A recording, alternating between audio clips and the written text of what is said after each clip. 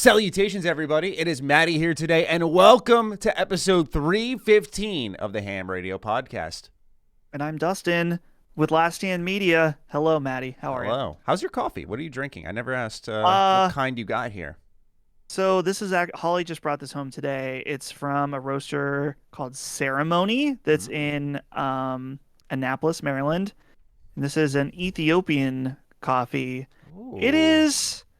They say it's light roast, but it's actually kind of medium to me, which I don't. Oh, you can tell. Like. You have an eclectic tongue? Yeah, well, for coffee, I've grown one. Well, I don't know if grown is right, or I've learned. I've grown a tongue. I don't like dark roast at all, Okay. Matty. I don't. Even medium roast coffees, I'm kind of. I'm all about light roast coffee, and this is, it's. You a sugar milk guy is what I like to call it. You just pour the sugar, the milk in, and you turn this into a sweetened morning beverage. Is that your approach to coffee, or do you like the coffee taste? Oh, that's why I like light roast, is because this is a very common misconception. One that even my dad was giving me a hard time because I was telling him I like light roast. He's like, "Oh, well, you don't like the taste of coffee." Like, no, it's not about the brew strength. Like, if you see this in the cup here for the video listeners, that you can still see it's very, it's black coffee. Right. But it's about how, like, dark roast is going to have more of a burnt quality to it. Sure. And light roast coffee, I would argue, tastes more like actual coffee taste. But, it's if you like dark roast, that's fine if you're into that. But no, like, for cream and sugar and stuff, I mean, don't get me wrong. I like to get a frappuccino, or I like to have a latte here and there. But on a daily driver situation at home, I am never adding cream or sugar. That's good. That's good. For a lot, it's different when there's espresso involved and stuff like that. Do you drink coffee at all, Matty? No, I'm a tea guy. Oh. I'm all about tea, Ooh. not green tea. Right? I've slandered green tea here on this show, but and Undefining Duke, but. I drink tea almost every day. It's usually for me. That was very immature of you, Matty. I know, right?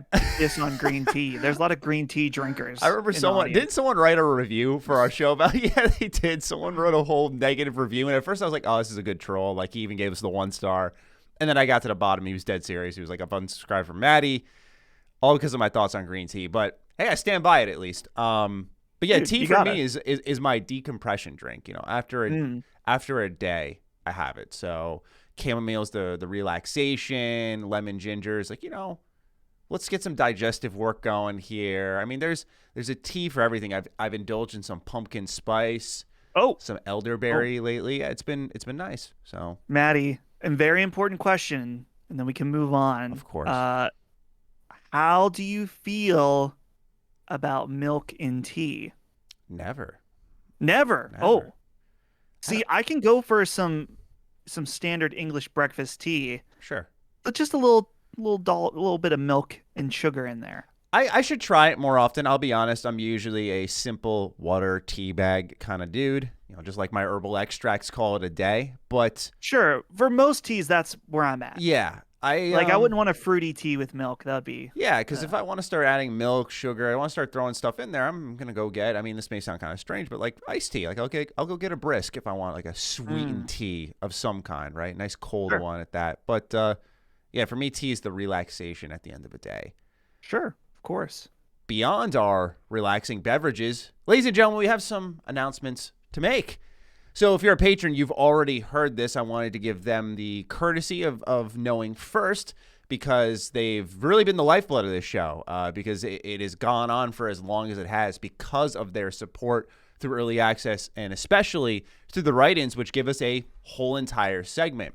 So this is something that I know Dustin can vouch for. We've been talking about for a really long while, kind of mulling over what to do. And with Karak right now pulled out, it's given me an opportunity to take a look at the show from a bird's eye view. For those who've been attentively listening to the show, you'll know I've said for about a couple weeks now, keep an eye out for some announcements or an ear out. We're going to be talking about some updates to the show and sort of what we're doing here. I wanted to make sure a couple things were in place before I had moved forward with said announcements, and I also didn't want to make false promises. But now we're in a stage where it's like, okay, we can start talking about what's happening, lay out the groundwork. And by the way, I'll mentioned this in multiple future episodes, sort of what's happening.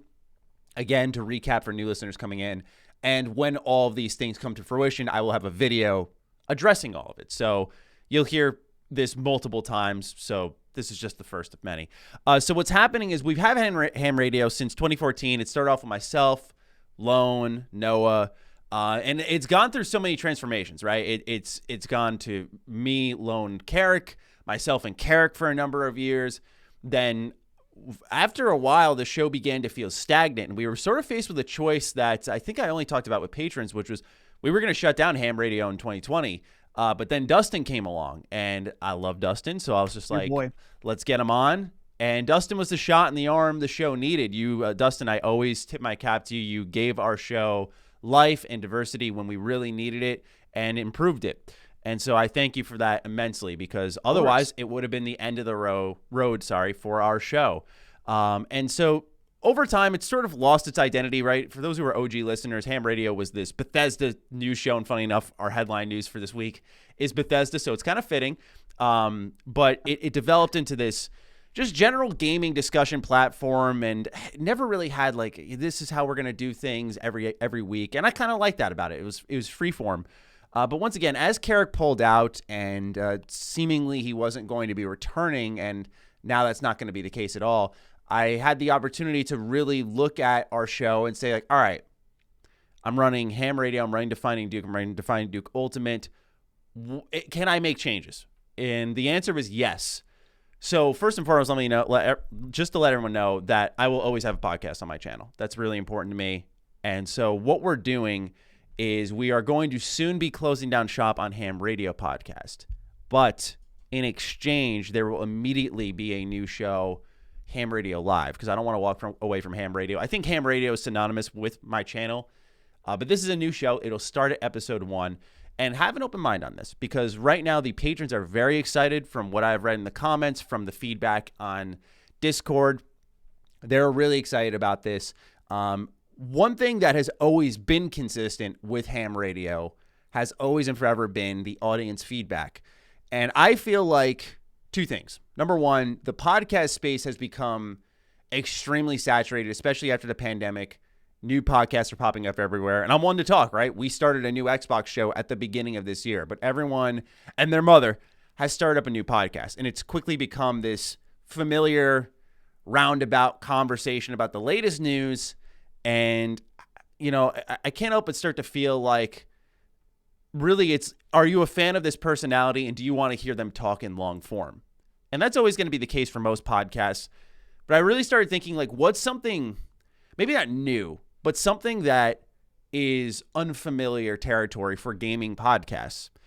Once again, this is something that's been done before, but that's what brought me to Ham Radio Live. So it's not just a live show, but beyond that, what I wanted to really base this show around was the write-ins and now call-ins that we'll be doing through our Patreon server. And eventually we aim to open that up, but of course, for the sake of not getting a bunch of douchebags early on and getting our feet wet, we want to keep it through the Patron Discord server. But the idea is really to base the show around you, right? I run a video every day.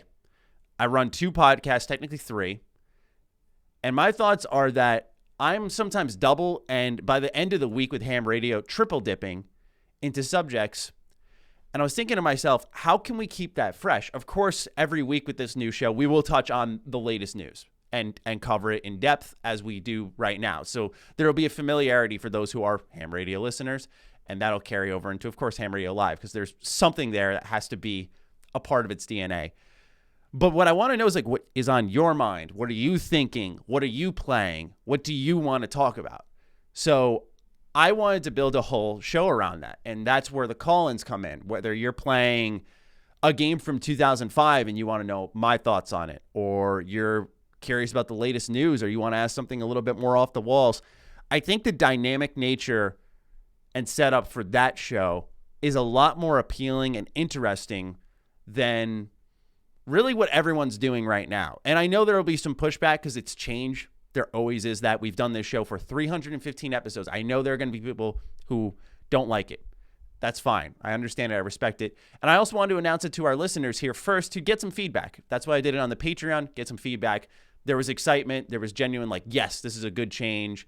Especially because, once again, I got to emphasize, for me personally, when I feel like I'm triple dipping into my thoughts, it's not a good feeling as a creator. It's not, because you want to provide the best possible content and thoughts to listen to. And if you already can guess my thoughts because either you've listened to something before or it just becomes ultimately more uninteresting for you to listen to. Now, for the patron setup, just for those who are listening, I want to reiterate, early access will work the same way. We'd be doing the show live on Fridays. We would take the VOD. We would take the audio file, upload it to early access. It would go live to everyone for free Sunday, as we always run it.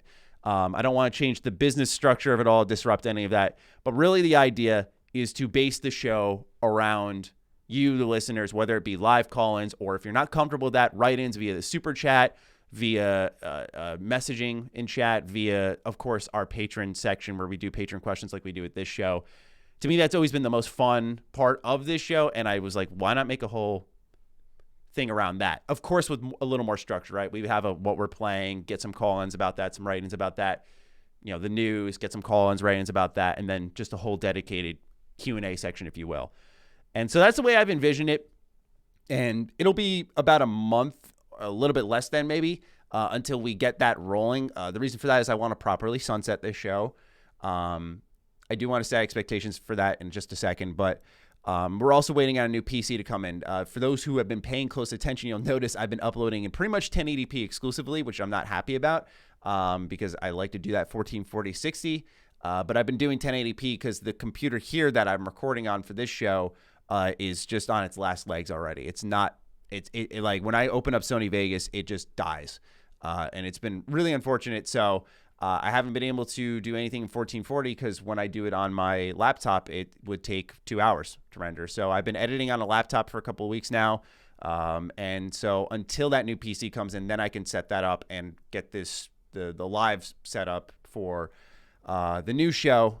And in turn, there's also a new channel coming, which I don't want to talk too in depth on, but that will be announced at the same time. That's coming very shortly, and I'm extremely excited. I want to emphasize new channel, not second channel.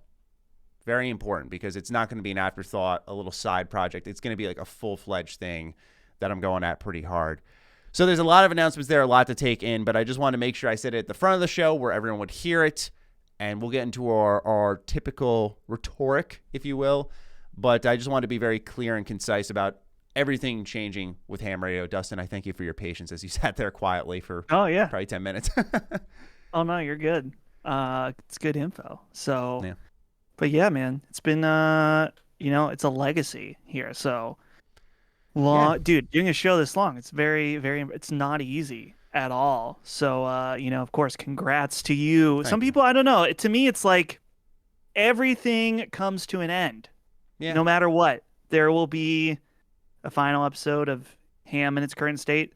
Someday there will be a final episode of Sacred Symbols Defining Duke. Who knows how long, but all things eventually come to the end, and you want it to be on your terms if possible. And exactly, always hopeful for bigger and better things, and I feel like you have that lined up. So, yeah, right. Nothing to be sad about, in my opinion. I mean, you can be sad, of course, maybe a little bit, but not too sad, because there's good things coming up. Yeah, if you want an easy sell on the show, the way I look at it is like it's going to be a live version of what we're doing now with much more viewer interaction. And to me, I think that's way more appealing if you're a listener, is like while I'm talking, you can throw in a question and be like, well, wait, what about this? I think that's much more interactive, and you cover all angles that people are thinking of, and it makes for a much more informative listen. But beyond that, yeah, I agree. It was going to end a lot earlier, and it wouldn't have been for good reason. It would have just been like, for me, I'm just kind of tired of this. I feel like we're running in circles, Karak and I. And then when Karak sort of pulled out of podcasting and just did his own thing and seemingly wasn't coming back, I just want to be completely transparent about that with everyone. It didn't seem like he was going to return when we had last spoke. So I was like, all right, well, now we're back to, do we search for another co-host, or do we really just take this opportunity to start over? And so I wanted to do that. So I kind of want to have something a little more consistent that's fun but as engaging. And I feel very confident that you'll end up liking that show, maybe even more than this one. We'll see, though.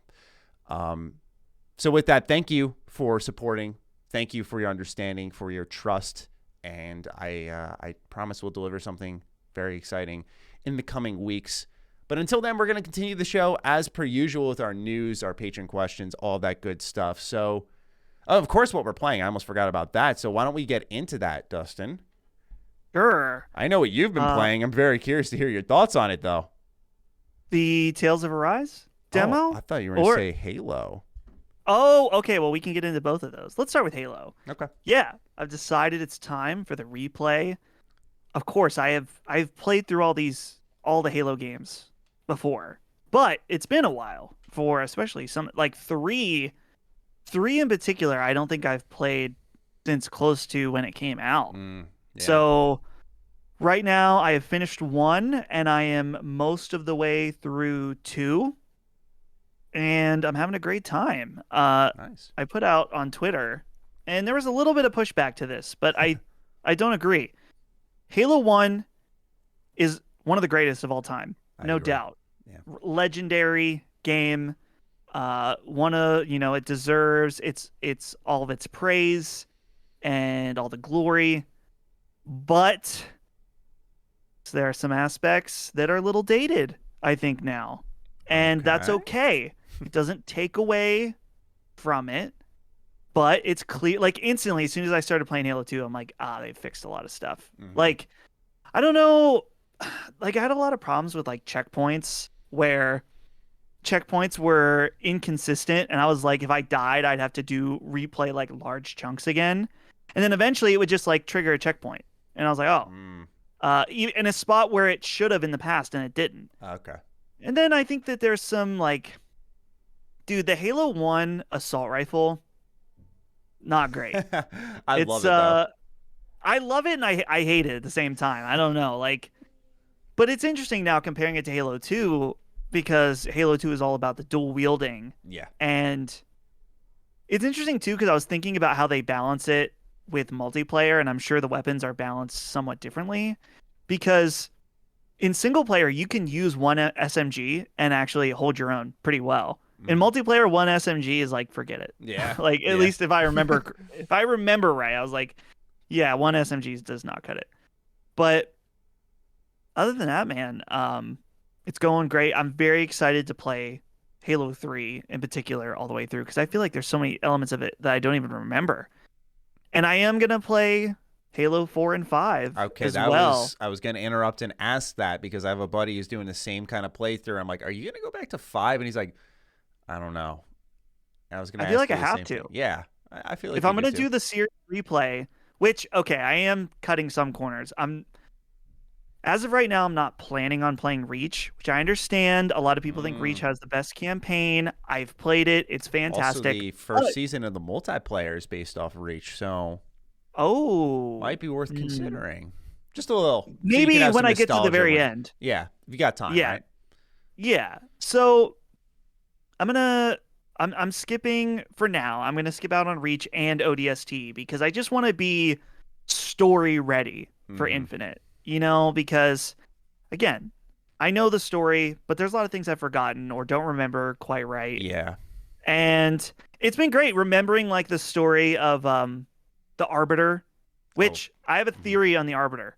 I didn't like the Arbiter when I was a kid playing it, but as an adult, I realized Arbiter is cool, but the levels that they attached him are not great. Like the first Arbiter level where you're going and you're finding the heretic that's in like this like cloud forerunner I like structure. that mission because is that the boss fight where you like get on top of the heretic and you just punch the shit out of him? Is it that no, one? Or is that Halo 3? That's in Halo 2, but that's one where you're playing.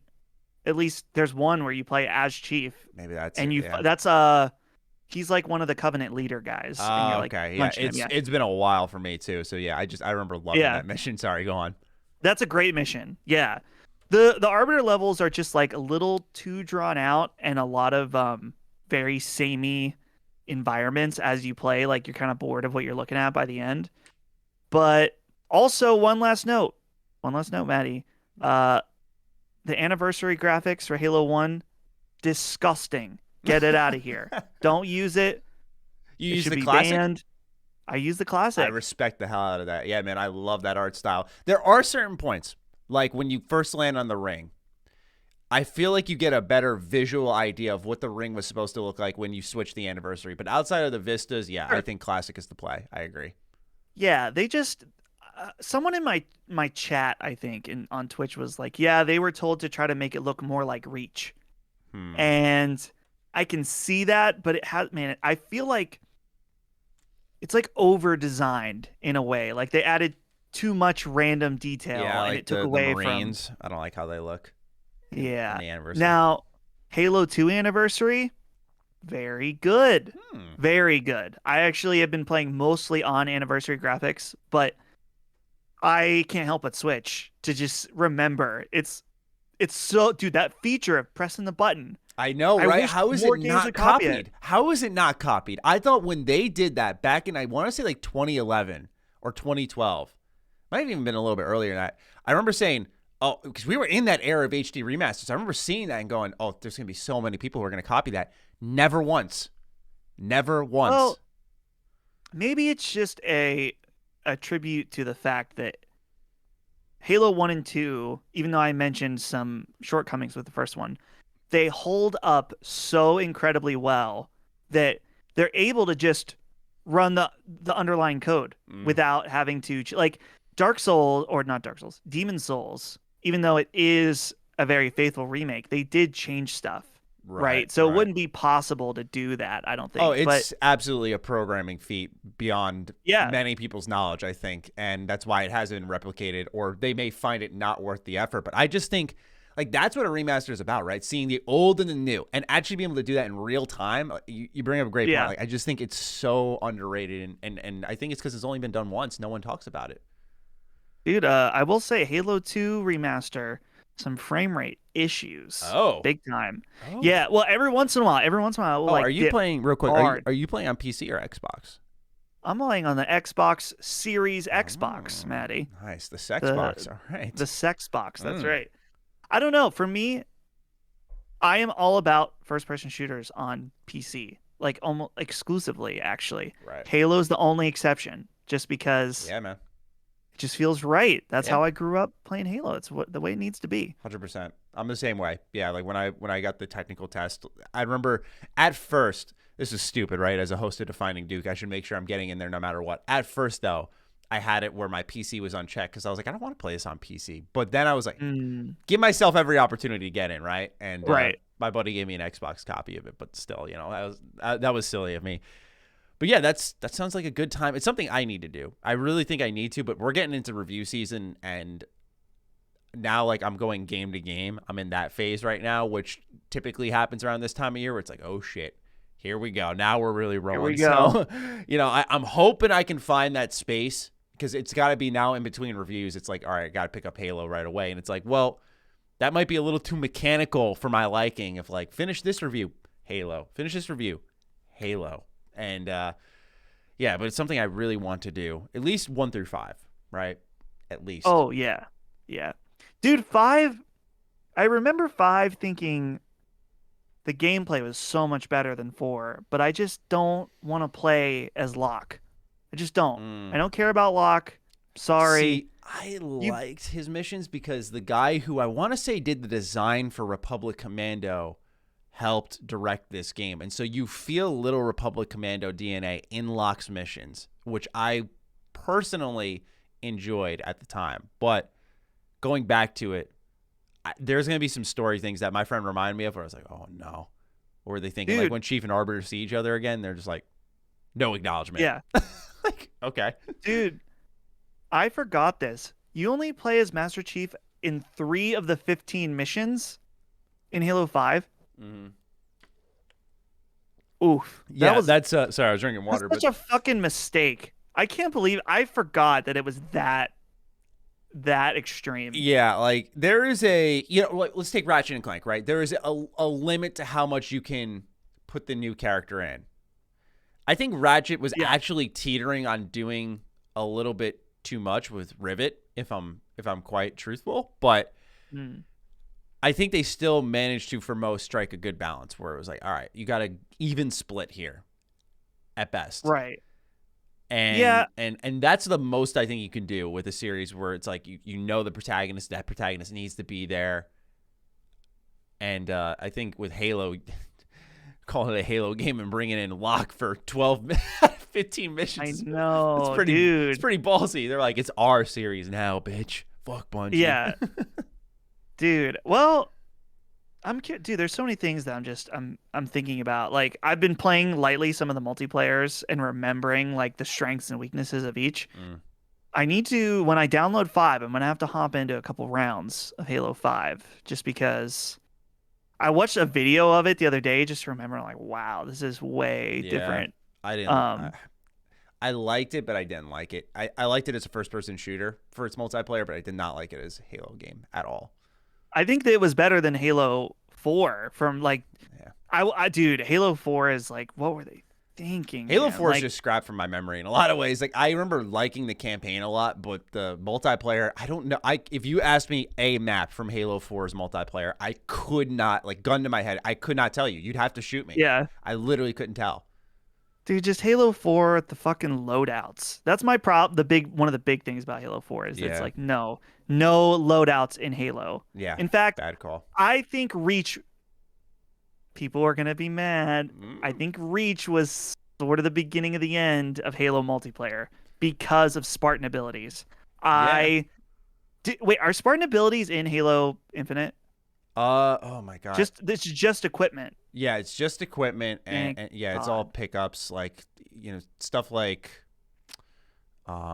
invincibility are pickups, equipment's pickups. Yeah, as far as I know, the reason I don't want to speak authoritatively is because I'm just thinking based off my time with, of course, the technical test. I know there weren't any, but in case there was something I did not read or miss, I don't want to speak so matter-of-factly, but I'm pretty confident. I don't think there is. I can double check real quick in the meantime. The only thing that people were quote-unquote disappointed with Infinite before they played it was sprint.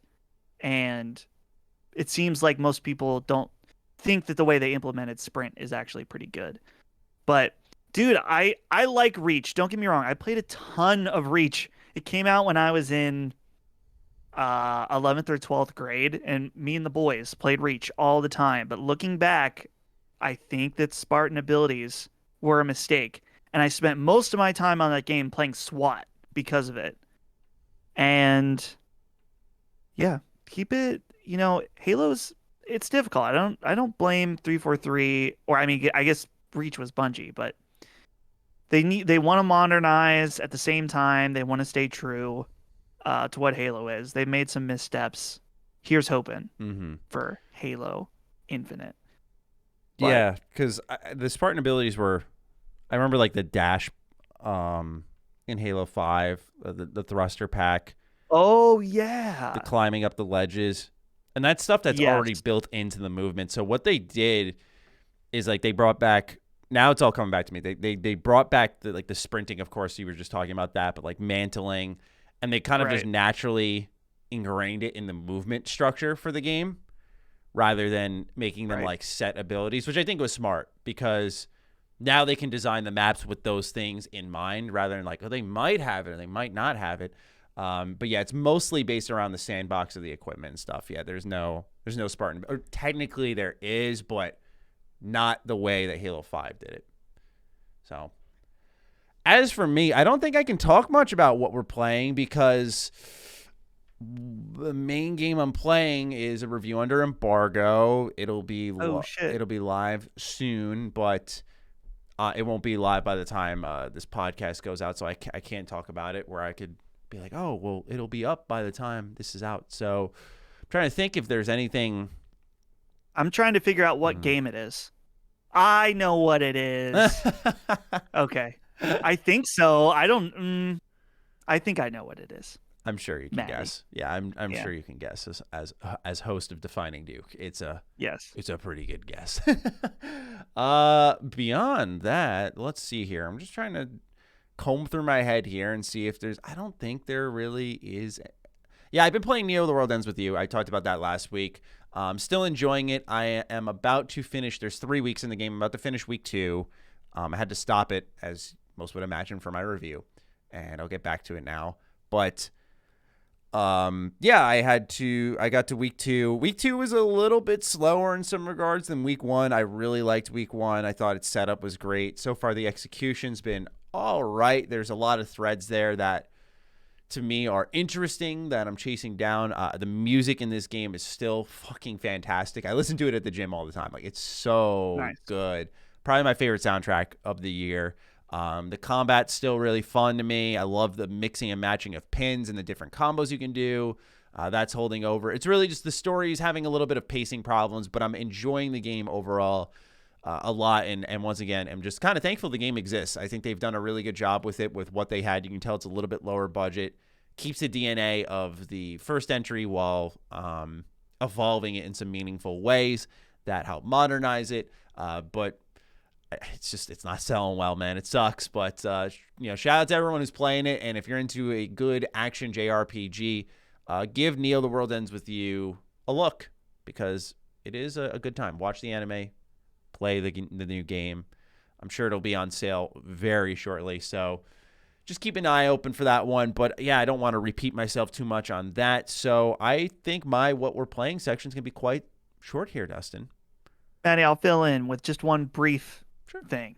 I played the Tales of Arise demo. Very good. Yeah, I want to play it, but I want to save myself, right? Like, I want to hold myself back. You should do that. It's pretty light on story, which is nice, but it is gorgeous. The gameplay, very fun. I'm very excited. I was pretty sure I was going to pick it up day one. I'm positive now. Good. That's convincing to hear from you. If you are interested and you're worried about spoiling stuff, which that's different to everybody, but maybe you're like me. You're like, oh, I don't really know much about Tales. Maybe I want to check this out. Check out the demo. The demo just plops you in, and there's no like long cutscene at the beginning or anything. Good. So that's nice. It's like very, very gameplay focused demo, which I appreciate. What did you think of the English voice acting? I didn't even hear it. I put it on Japanese, and then it wouldn't let me switch. At least I couldn't figure out how to switch over. And then when I was done with the demo, I was like, I'm not playing this demo anymore because I'm in. Yep. So I don't know. Okay. No, I wasn't crazy about it when I heard it in the trailers. Did you like how the skits were done? The little like comic book cut-ins. Did you like that? Yeah. I think it was more engaging than just portraits. Okay. I thought it was good. I was into that aspect. All right, cool. Yeah, that was the other thing I was a little, I don't want to say concerned about, but I was like, I wonder how this is going to go. I'm very excited for this one, too, not only because I'm a big Tales of fan, but also just it's first Tales of game since Vesperia coming to Xbox, and so a lot of Xbox fans can finally start to get in on the JRPG goodness that they've been missing out on. And I think now's a good time because the last two Tales games, Zestiria and Berseria, that came out were good. Really, Berseria was very good. I think Zestiria was pretty underwhelming. But I mean, they're getting probably what looks like their best attempt at a Tales game in a while. Like, the combat's always been pretty fun in Tales, but the stories have been hit or miss, and the graphics and environmental design has typically been really bad. So seeing just some screenshots people have been taking of this, and of course the early trailers even show that this is a Tales game finally with a budget. So I'm very much looking forward to this one, and it's good to hear that you enjoyed your time with it. Yeah. One of the things I like is it's so JRPG-ified in its combat, where everyone's screaming the moves that they're doing. That's all it is. There's no battle chatter. They're yelling like rotating cyclone. They just like keep saying stuff over and over and over. Yeah, dude, that's awesome. I love it. I love it too. All right, well, with that, let's get into the news for this week. Let's do it. We want to start off with some extended thoughts on all these Bethesda announcements. So they had QuakeCon. At QuakeCon, there were a number of different things that we saw there. I think the most notable one, and then we'll get into the other ones. I wouldn't say notable, right? Because the other things are probably more important. But the one that captured the industry attention the most, Dustin, Skyrim is back. It's fucking it's incredible. I can't believe it. It's back. So, what do you think about this? Okay, this broke as we were recording Sacred Symbols, and we added it to the very end. And I think I may have misspoke partially. And initially I felt bad, and I was like, no, this is fucking confusing. The image says free next gen update. Yep. But at the same time, they are also selling some kind of update to get the anniversary, which, okay, the anniversary edition includes mods and I don't know. What is the difference between the update and the anniversary edition? Yeah, the way they worded it, and I think because they didn't want to show the price tag yet, they did not. I think it's going to be higher than people are expecting. That's my prediction because they intentionally didn't say it, and I think that's where the confusion lies because people don't know what they're paying for and what they're getting for free. So what happens is they're dropping a next-gen update for free, and alongside that, you're going to get 3 pieces of Creation Club content, which I think were fishing, survival mode, and a quest line, Sinners and something is what it's called. That's all you're getting for free.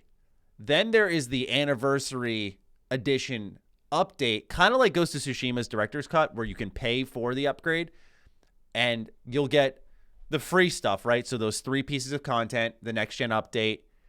Then you're going to get 500 pieces of Creation Club content to download, which I don't know if you've ever gone into Creation Club before. It's very overpriced. Oh. So this makes it, honestly, a little bit tantalizing, if you will. The reason for that is because there are some quest lines in there. There's some weapons in there. There's mount reskins. There's new homes you can build. I can definitely say that the homes are great because Eleonora, who's a pretty popular like home crafting modder, worked on those specifically, and she always does a great job. And so yeah, you combine all that together, and there is some new content created by modders that's officially in the game now. On top of course, what's been in Special Edition, right? So you've got the console mods, you've got the new lighting effects, all that stuff. So we don't know. The other thing is they announced this next-gen version. We don't know what the next-gen version does. Like, we don't know ray tracing and all that stuff. We don't know how it's going to look visually. And I'll be very curious to see how they do all of that. But the way it is there's 2 separate things. There's the next-gen free update, and then there is the anniversary update, which you can pay for new content. And I imagine they're going to have a boxed release of some kind for the 10th anniversary. We'll see about that. Will there be a visual difference between the next-gen console upgrade and the anniversary edition? Or is the anniversary edition, you think, just stuff? Anniversary edition seems to be just stuff. The next-gen update will be the same across both versions, is what I gathered from their wording. So, okay, let me just tell you why this is confusing. No, please. And I have a question. I think you're not alone, because some people were like commenting on my video going, they're not selling it again. I'm like, they're selling it again. They 100% are. Yeah. Yeah. Okay. The reason why they think that is that what I'm looking at is the graphics they put up from the QuakeCon stream. Mm-hmm. Anniversary edition includes Skyrim Special Edition plus 500 Creation Club elements, available 11/11/21. Mm-hmm. And then under that it says free next generation console upgrade. So I understand now that I'm looking at it, like it's like, okay, we're selling the anniversary edition. It includes Special Edition plus the Creation Club stuff. And then it says free next gen upgrade below that, which so I get why there's some confusion. Matty, I totally get it. The question I have for you, Mr. Xbox fanboy, is they are releasing this on PS4 and PS5. Yeah, they're doing the update. We just saw Microsoft only release an upgrade for Series X and Series S with Hellblade. Yeah. They chose to leave the PS4 and PS5 out on this, or the PS5 out. Mm-hmm. What do you think? Technically, both Hellblade and Skyrim have legacy. Yeah, man. On PlayStation. Yeah. That game has a legacy because Hellblade was on PlayStation. It was an exclusive. Yeah, that's what's weird about that. Wait, Hellblade? Yeah, Hellblade came out on, I think, PlayStation only first, correct? Is that true? That's hilarious that's true. Yeah, that's why I was personally kind of shocked. I was like, well, yeah, you're going to lock it down. Makes sense. I mean, that would just be fair. Like, not fair, but right. If it was on there first. Yeah, I'm 100%. I want to say I'm 100% sure on that one because I think it came to Xbox after, and I don't know if it Let's has a Switch see. version or not. Dude, August 8th, 2017, Windows PS4. Yeah. April 11th, Xbox One. So you're right. It Yeah. did come to PS. I did not realize that. Holy shit. Yeah, man. And so my guess is with Hellblade, maybe the sequel is close enough that you want to keep Xbox fans thinking Hellblade is Xbox. That's the only thing I can think of, because with Skyrim, it's like this big deal. And I'll say this much in defense of it for the PlayStation players out there is Todd has always said it's very hard to imagine Elder Scrolls 6 not on PlayStation. I'm wondering if a rule will be bent for this series specifically at this point, because a next-gen update and the anniversary update, I don't know. I feel like that's a get for your system. Skyrim is legendary. People were not mad. They were like, I'm going to buy it again. I was even saying, it's like, I'm going to buy it again. Of course I'm going to buy it again. You know, Skyrim's so important to me. Of course I'm going to get it again. But I know for many out there, they probably, as Xbox fans, would have been like, well, why isn't this being locked down? And I can only guess because there's no consistency in the decision-making here. Because you could say the same for Quake. Quake's available on everything now, right? But it's day one Game Pass. So it's like, all right, I guess you don't got to pay for it. That's not even the case here. Everyone's getting the next-gen update for free, too. Like, if you're an owner of Special Edition on PS4, you get the PS5 upgrade for free, plus those 3 pieces of content. Like, they're not even walling that off. So this is one of those rare times so far in the deal where there isn't a clear benefit to being in the Xbox family, which I think is an odd look for something as popular as Skyrim. Dude, here's the thing. I think people, I can feel the comments. They're so sensitive about this topic. We're just talking. We're throwing stuff out here. Microsoft can have its cake and eat it too. Okay. Yeah. They can make Starfield an exclusive, right? And at the same time, they can let all the Sony ponies fill up their wallet with their money when they release future Elder Scrolls products, potentially on PlayStation. To me, it's like, yeah, that makes sense. Like, new IP, huge, probably going to be a huge system seller. You know, put Starfield, yeah, fuck it, make it exclusive, do it. I think makes total sense. The other theory I have is Skyrim has been around so long that while on one hand you could say it's a benefit to have it exclusively, maybe this is a casting your net wide sort of thing, you know, making sure that you just get everyone. And on top of that, reminding everyone how much they love Skyrim. So when that Elder Scrolls 6 maybe is locked down, they're like, oh, I really did like Skyrim, True. didn't I, right? Dude, I think it's totally possible that they decide to make Elder Scrolls 6 Xbox exclusive entirely. I think they will. I'd be shocked if they didn't. Or maybe they do a 6 months, 12-month exclusivity window, and then they're like, yeah, let's squeeze this orange a little more. Let's get this out on PS5 also. I mean, that happened with Oblivion. Or wait, was it Oblivion that came out to Xbox first and then did Oblivion come to PS3? Yeah, it did. Yep, no, you remember correctly. Yeah, I'm just saying that I feel like they, like I said, they can have their cake and eat it too, or they can just make it exclusive. I would get that. Like, I totally get it. I mean, it doesn't really matter to me at the end of the day because I'm from now on always playing Bethesda Game Studio games on PC. So it's the best way to play them. I don't give a shit, right? Like, whatever.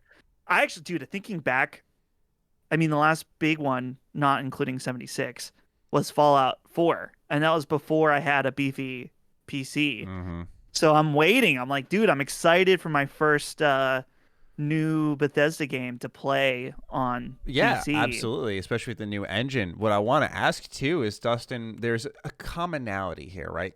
Fallout 4 has Creation Club. It also has the modding setup similar to that of Skyrim Special Edition. Do you think Fallout 4 will get a similar next-gen treatment? I would hope so. I mean, they did. The reason why I'm speaking a little hesitantly right now is because they did the FPS boost on it for Series X, but there's a lot more they could do. That doesn't touch the graphics at all. And I think the game boost is even not a super great resolution or anything like that. So what year did Fallout 4 come out? 2015. 2015. So we're still quite a ways off from a 10-year anniversary. Yeah, and the 5-year and we've already passed the 5. So, dude, it'd be so. I mean, to me, it's easy money for them. Yeah. They could do the same thing where it's just like Fallout 4 Complete Edition or whatever you want to call it. It includes all the DLC. You can throw in some Creation Club stuff and give people the next gen update for free, but also sell this better version. Yeah, I mean, why not do it? Yeah, if I were them. That's easy way to get people. Though I don't know. I think a lot of people right now are scratching their head, thinking man, what are the Fallout fans gonna do right now? What's here for them? Because there are some people that only like one or the other, whether it's Fallout or Elder Scrolls, or they strongly prefer one. And so the Fallout fans, unless you're digging 76, you're kind of high and dry right now. Yeah, and of course, your boy was very outspoken on that because I love Skyrim. I love Elder Scrolls. I would argue that I'm more of a Fallout fan than a Elder Scrolls fan, but I try to have equal love for both. Sure. If you put them both on the table in front of me, I'd have a hard time deciding what to play. But man, I don't get it. I just don't get the thought process that's going on with Bethesda with Fallout.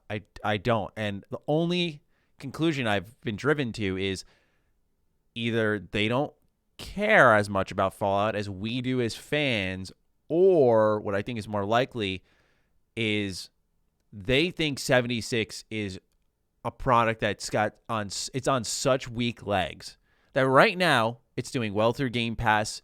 People are saying, hey, it's better than it's ever been. Now's a good time to jump in. They're dropping the pit. They're bringing all these updates to the game. We're going to talk about one of them soon. So now's a good time to play 76. You come out with a 3 New Vegas remaster. I think they think the legs on 76 are so weak that the second you drop anything Fallout related, that's it. Elder Scrolls Online is such a strong MMO that Anniversary does not at all impact my interest in that game because they're two separate things. But because I think 76 was designed to be so closely replicating that traditional Fallout experience, except with your friends, is that it's always going to be halfway there for people. And it's not until you get into Fallout 3 New Vegas once more that you'll go, oh, this is what I always wanted. Yep, this is what I missed. Fallout 4 even, it's like, oh, yep, now I remember. And that could hurt the player base. But I am of the mindset that, yeah, you'll see a dip, but people will get that hunger again. And maybe with some love in their hearts for the series, reminded why they like it, they'll come back to 76 and try it again. I mean, it may not be what they're looking for, but they cannot view this product as weak as I'm imagining they are. It would be very damaging to the brand if they did, because then we're just setting up for nothing to happen in the Fallout IP for, honestly, probably till the 2030s. When you look at Starfield, Elder Scrolls 6, post-launch support for both games, is Starfield this phenomenal hit where people want more? You're not going to hand that IP off immediately. You can't. So what do you go back to that? I mean, there's a lot of question marks, I think. And I know that Bethesda thinks long-term, or at least Bethesda Game Studios, I should say. They've said as much, where they try to make a game that lasts a long while, and then coupled with modding, it lasts even longer. But that's why everyone goes to Fallout 3 in New Vegas. It's okay, it's been since 2008 and 2010. They have lasted the decade that you envisioned. Now it's time to bring them back again. Give them a shot in the arm. So I'm right there with you on the idea. I don't know what they're doing. I could go on all day. Not even to say, give me my remaster, but from a business standpoint is more so my fascination. It's like, what are you guys doing?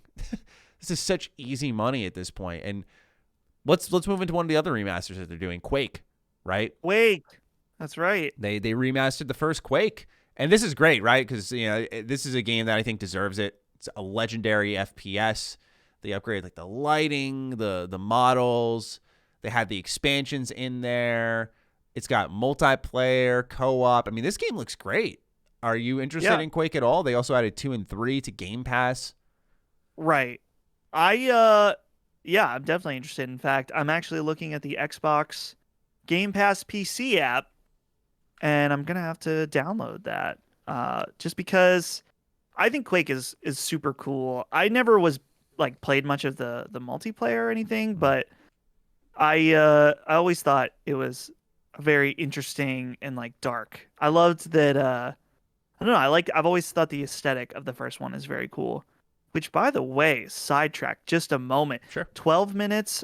I need to check that out. But also, Recompile is now on Game Pass. Yeah, that's a game pumping it out, man. They've been doing so well. Dude, Recompile, that's a game that we previewed at PAX. So one of our guys for Hands and Phantom was like, this is awesome. I didn't realize that was out already. Dang. Yeah. That's the scary part about Game Pass is you start to look at, all the stuff that's coming out. And when it comes like that. This month in particular, I was like, oh, Hades. Maybe I'll dive back in that. Oh, 12 minutes. Oh, Psychonauts 2. Oh, Recompile. It's like, holy smokes, man. It catches up fast. Right. But yeah, man, Quake. Dude, you got to wonder, is id thinking about bringing back Quake in between? Like maybe before they do the next Doom, maybe the next project is a Quake game. I think now is a good time to do it. I think Eternal was like an apex, right? It was top of its game. Let it rest a little bit. Let a Doomslayer take a little nap. Yeah. Right. But Quake Champions. That's the current Quake game, and that's multiplayer only. Did you play Quake 4 ever? No. Dude, it was a launch game for the 360 or like a near launch game around then. I remember playing that. Yeah. I remember thinking it was pretty cool when I was a kid, but it probably sucks. Honestly, I don't remember. Let me look at the box art. Yeah, now you mention it. Hold on. Go on, but I might have look actually up played this. Some gameplay of Quake 4. Dude, they didn't add Quake 4 to the Game Pass PC. Dude, this looks like Doom 3. Like it actually looks a lot like You Doom know what 3. I was thinking of? Okay, it wasn't Quake 4 I was thinking of that I played on my 360. It was Unreal Tournament 3. Do you remember those games?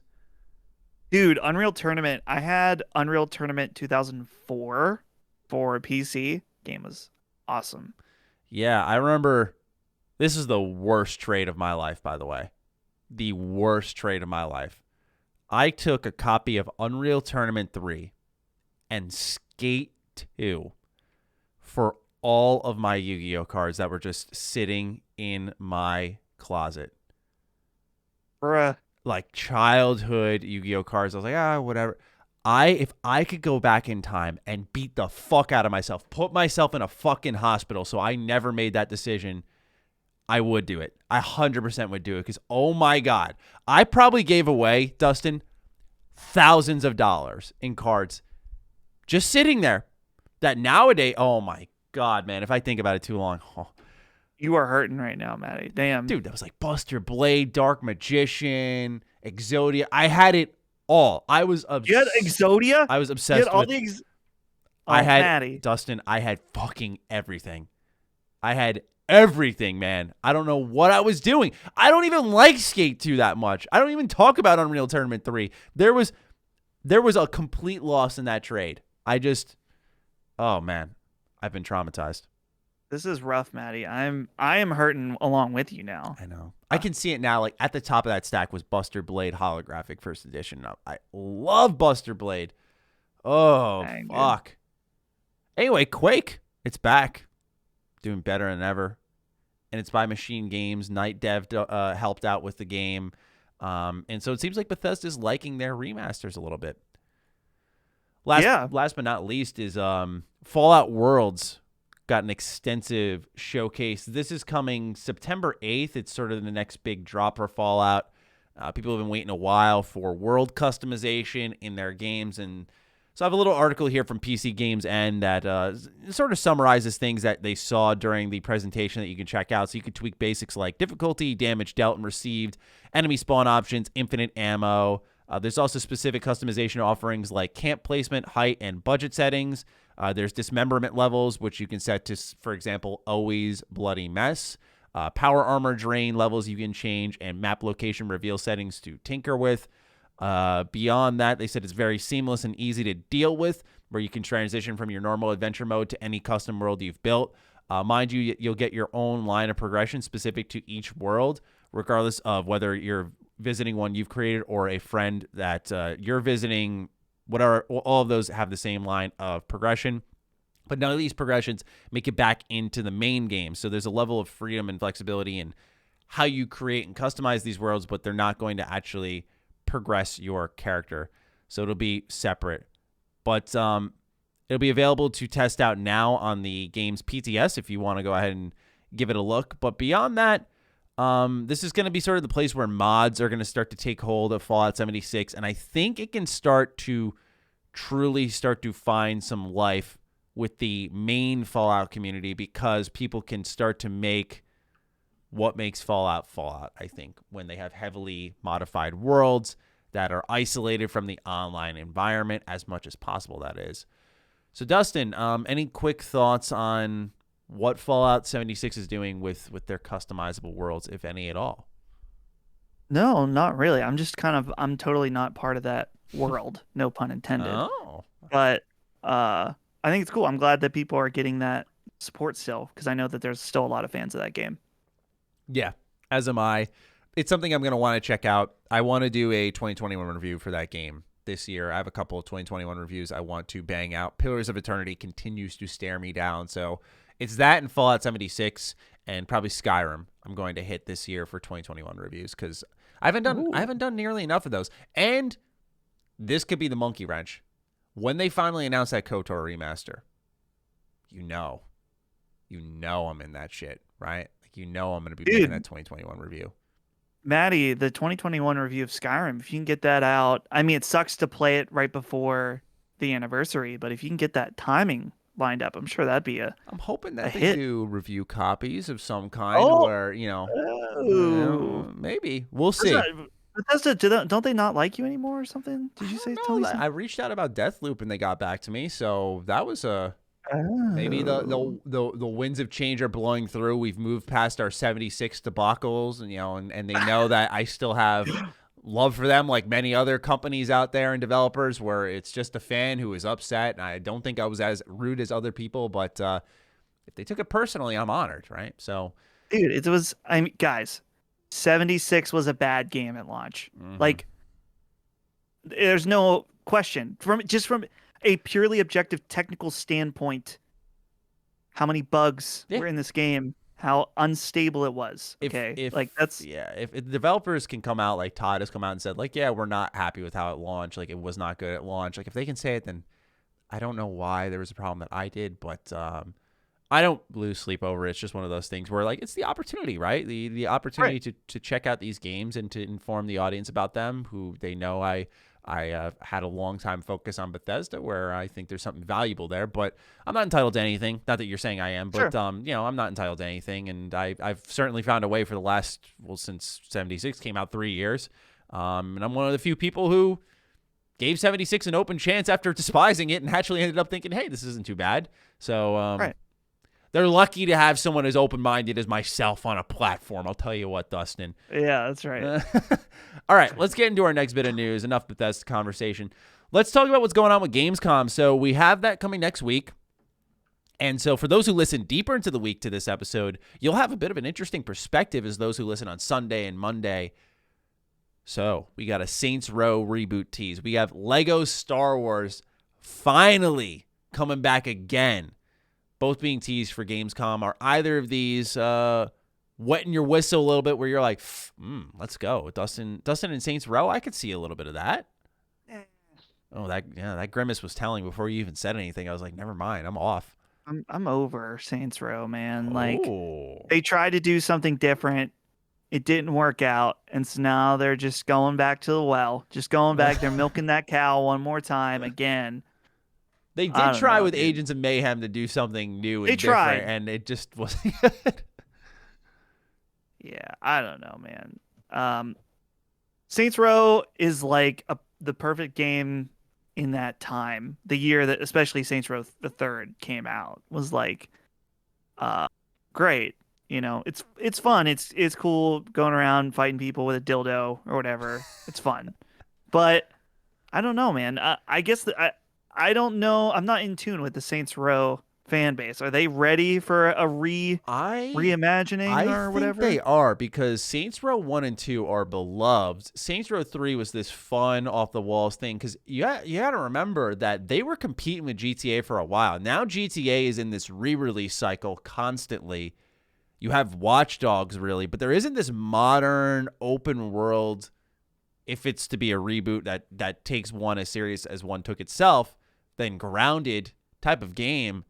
I think Saints Row has a really strong chance to earn its fan base now, because they were going against GTA consistently, where people were like, oh, Right. GTA clone. And then they got weird with it, right? With 4, where you were like a superhero. And that's what its identity became, because it had to. But I think it started off as something deeply inspired by GTA. And now with GTA just saying, like, we're going to do a remaster trilogy and release GTA 5 like Skyrim for the 15th time. Now's a good time to bring it back. I thought it was kind of smart, and they seem to have read the cards right, where they're striking at the right time. Where I think, one of the underrated things, I've said this before about game announcements and releases, is timing, the desire for something at a certain time. And I think now people are looking for an alternative to GTA, because there hasn't been any new GTA content outside of online for a while, and that's where Saints Row came in, just like Wasteland came in when Fallout 76 was around, and the Outer Worlds came out when 76 was doing its Fallout first thing. Like, there are these alternatives that just strike at the right time and surge your player base a little bit. So I think it will be, provided it's what we're anticipating, by the way. I could be wrong. Because if it's all weird and wacky, Dustin, I'm out. I'm not Yeah. interested, right? I don't want to slap people with a dildo this time around. No, you can only do that so many times and have it still be funny. Yeah, right. Eventually, you don't want that to become a casual, common thing. That's supposed to be a special moment. Right. The dildo sword, like that's a weapon that you should only wield every once in a while. And once Sure. you oversaturate it, I mean, imagine saying that to your developer, right? You're just going like, people are bored of using the dildo sword. They're like, what? But it's so weird. It's like, yeah, we do it all the time. Just shouldn't be like Right. that. Yeah, you can't. It's like when movies, like sequels to comedy movies, rely on too many of the same jokes from the previous ones. Or it's like it leans so hard. It's like there's a thing in sitcoms where characters continually have to lean into their character to the point where they're just like complete, like ridiculous. Like it doesn't make any sense anymore. Like that happened to The Office quite a bit, or other shows like that. So yeah, time to give it a new look, a new feel. I agree. Beyond that, Dustin, I'm checking the temperature on you right now. Lego Star Wars.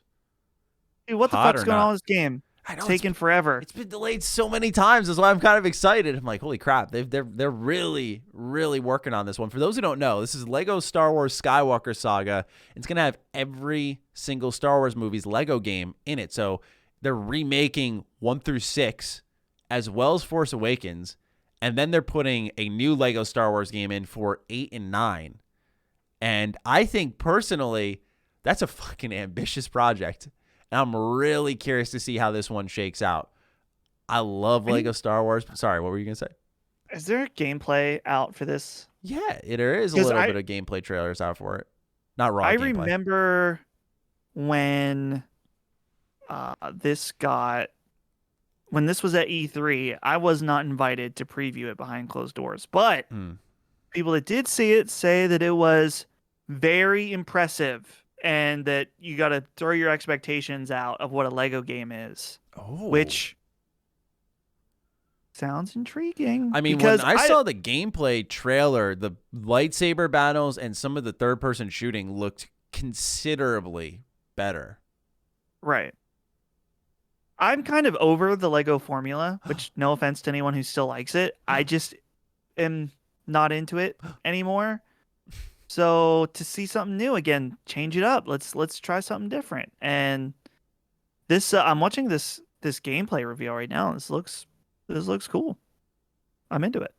I love to hear that. Yeah, man. I mean, I remember, I think it was the Game Boy Advance is the first time I played Lego Star Wars. I played the first one, and I just love at first sight, right? And then they went on that IP hunt. They did all manner of games, Indiana Jones and Jurassic Park, the Marvel, the DC. They did the impossible, right? I think they started off with DC and then somehow got a Lego Marvel game out multiple times.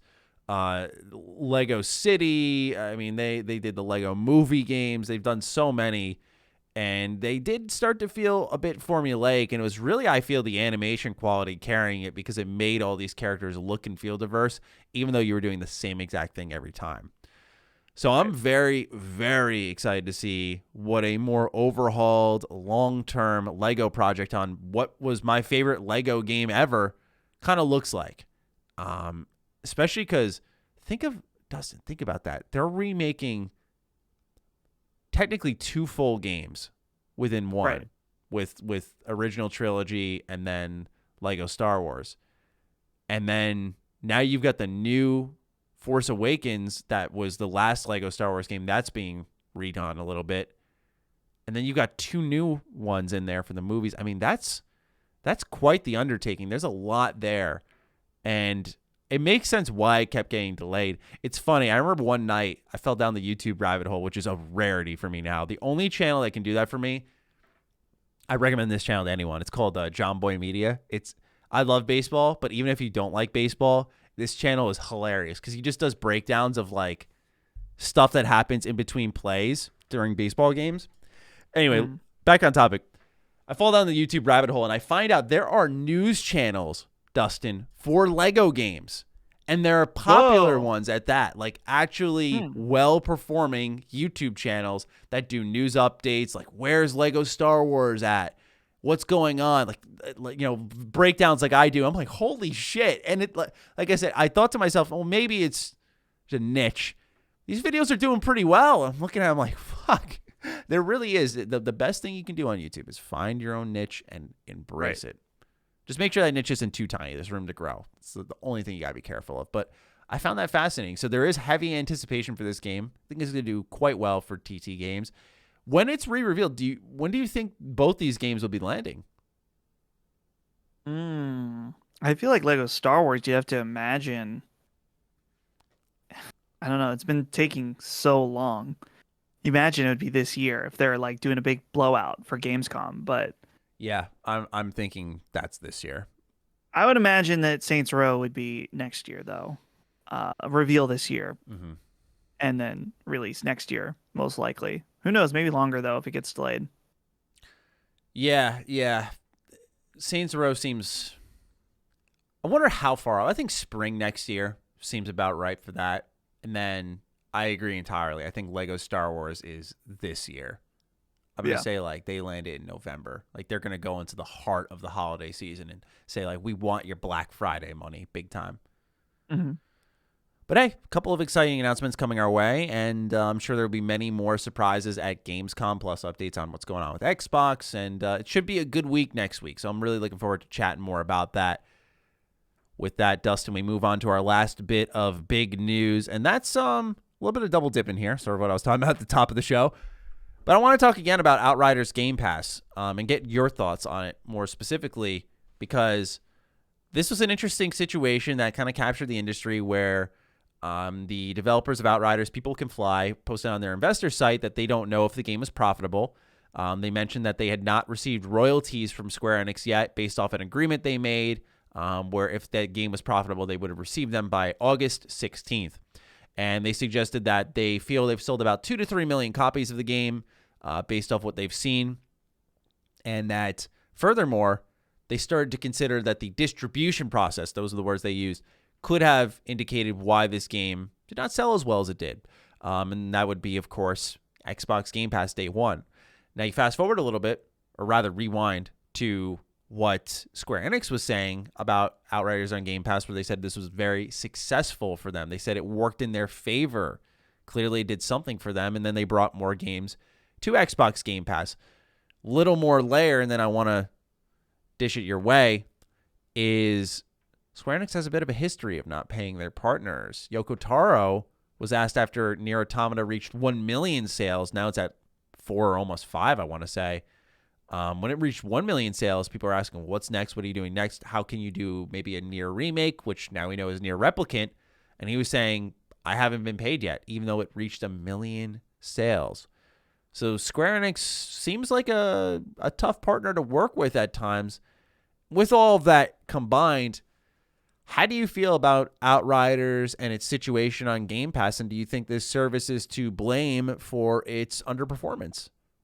Well, I guess I would just say real quick with the Yoko Taro situation. I don't know how that unfolded, but I'm assuming like he was paid for making the game, right? Like a publisher pays a company to make a game. Like they paid People Can Fly to make Outriders. The question then comes in, what kind of deal did they have as far as royalties afterwards, which is like what kind of cut did they make on additional copies sold or whatever, all kinds of different deals could happen. I don't know. This is a complicated one because I think there's a lot of elements. First of all, Square Enix continually does this, and this is something we talked about in Sacred Symbols, is the idea of like, okay, was it not successful, or was it not successful to you? Right? Because we see like point, yes. Hitman did really well for IO when they did Hitman 3, but they were like, oh, we're not making any money on the first Hitman, which, to be fair, it was more experimental, the fact that it was episodic right off the bat. And so I could understand that taking people away. And you're coming off of some bad Hitman games for Hitman 1. So, I get it. I understand that. Tomb Raider, kind of the same situation where they always were saying that it underperformed. And it's like, underperformed compared to what? Final Fantasy? Like, but at the same time, they put out smaller games like Saga Frontier or The World Ends With You, stuff like that. So very true, yeah. They seem to have a different standard for what they expect their Western style games to do. I don't know if they're like, oh, Tomb Raider didn't do Uncharted numbers. We expected it to do 10 million or something. You know what I mean? So there's a bit of that, but there's also a bit of the fact that Outriders really kind of came and went. I'm guessing that the sales are probably way down now. As you've talked about, it had a bit of a rough launch, and a lot of people on Game Pass were able to forgive that because they weren't, quote unquote, paying anything for it. But I don't know. I don't know. The fact that they haven't received anything yet is kind of maybe a little strange, but they followed up and said, oh, we'll expect to get royalties by the end of the year. So maybe it's just the timeline of when Square pays their partners or something. I don't know. Yeah, no, that was just really well put together. I just wanted to applaud you for that. But I wonder how, if you're a developer looking from the outside, compelling it may be to work with Square Enix based off just some of the industry stories that have been floating around in regards to royalty payouts. Because we've seen this in the past. I always like to bring up this example because I think it's one of the more fascinating ones, but with Bethesda and Obsidian, where the Metacritic fell 1 woeful point below the targeted Metacritic to achieve that bonus, and Bethesda didn't pay them, which, that's in the contract, that's in the black and white, so I totally understand it, but there are funky deals there where maybe they based it off units sold, and for Square, they may have said internally, like, this is below our expectations because let's say the deal said 3.3 million and they reached 3 million. They're still a pretty successful game. They're just not quite reaching the margin of success set internally. The way you describe them remind me a little bit of what Karak and I used to joke around a lot with Capcom. Capcom with Resident Evil 7 was a fucking phenomenon to track that no one talked about. And we got a kick out of it because we were watching We were watching them just straight up go, game didn't do well. It fell below our expectations as it goes on to sell like 7 million copies or something like that. This insanely high number, millions of units, and they're like, it's below our expectations. And we even ended up mathing it out. We're like, dude, they 100% were profitable at this game. Like, what expectations did they have? And that's the reality that you've perfectly put into view here, is some companies have really weird expectations. And that doesn't mean the game failed. It's just that they wanted to do better. EA is another one. I think Battlefront 2, I don't have the exact number. I want to say 9 million units. And they wanted 10 to 13. And they said the game disappointed at launch or fell below their expectations. And I'm like, 9 million units in its first couple of months or whatever. And you think that's a failure? That's insane to me. And they supported it for so many years. So clearly it was successful. Just they outwardly were like, we expected better. It's something that's consistently fascinating to see. And I think it's good that you brought that up. But beyond that, wait, Matty. Oh, breaking news. Oh no. Just popped in. Halo Infinite. They just released a developer thing, like a fireside chat, whatever. No campaign co-op at launch. No Forge at launch. No release date, but they are committing to holiday 2021. Campaign co-op will come for Season 2, which their seasons are 3 months apiece. Forge planned for Season 3. Let's talk about it. Okay, we're adding that right to our news roll here. I just think it'll be old by next week. So let's just throw it in here. Absolutely. All right, my raw reaction here. At least I usually have some time to filter and stuff, but what the fuck? Don't worry, Matty. It's on Game Pass. They'll just patch it up later. You won't be mad because it's part of your subscription. This is something Chris and I talked about a lot, was about Forge. Him and I were always like, I don't know if they're going to do it. And I was like, yeah, I feel like they would have shown it by now. Maybe they were saving for a technical test. That's disappointing. That Forge it's not part. Done, Matty. Well, how about this? And this is Nintendo is doing the same fucking thing with a lot of their games. Is that it's like they're running up to the wire or something, and they realize like, okay, if we can get the core experience down, then release it, and just all the extra features we can put out as updates. Which maybe this is strategic in that you can keep people coming back by later releasing the features that used to be just included on launch day. Maybe it's strategic. I find it really fucking annoying, but it's like no release date yet. Holiday 2021. It's like, okay. Campaign co-op either. Is that online as well? No campaign co-op until 3 months after the game comes out. Dude, what the fuck? I'm telling, they are struggling to get this game out this year. They'll probably do it, but look at all this stuff. I'm just skimming real quick. Wow. This is, man, no co-op. That sucks too, man. That sucks. It's extremely disappointing. Wow. That's like, what a blow after such a exciting technical test. What a gut punch when you really think about it. Because I know Forge is like a long tail thing, but here's the thing is people are probably thinking for Season 2 already. They were thinking like with this stuff in the package, like, oh, maybe we'll look at Battle Royale.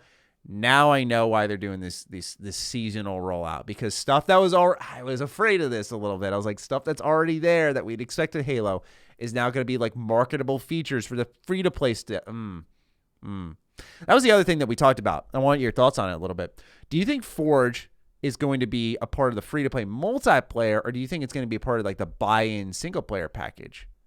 I think it'll be part of the multiplayer.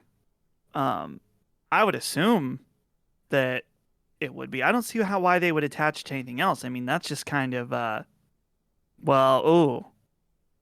could they monetize Forge? That was something we also went over with the Battle Pass, having parts in there. This could go haywire really fast. Yeah. I don't know, man. That's, I I would hope that they wouldn't monetize Forge, but I have a feeling they might. Dustin, the skepticism is engulfing me in real time. It's like, yeah, I'm right there with you. Here's all I gotta say, Maddie. I think Halo Infinite will come out this year. Most of me thinks it will. I think they would have just announced a delay if it were to have been delayed. I threw out the suggestion of it potentially getting delayed on Iron Lords, and that chat ate me up. So you're reveling right now. You're loving this. No, above all, I want it to come out this year. But if it got delayed to next year, you'd have to make a reappearance. Oh, I'd have to make a reappearance. There's no doubt. Yeah. It's just so fun, dude. What was so funny about that? Which, no disrespect to Iron Lords or their community, they have a great community, right? And they were having fun with it. Like, whatever, the chat was being nice for the most part. But I just suggested, I was like, listen, if Halo does not have a release date by Gamescom, something's wrong, and you might want to start thinking about this game getting delayed.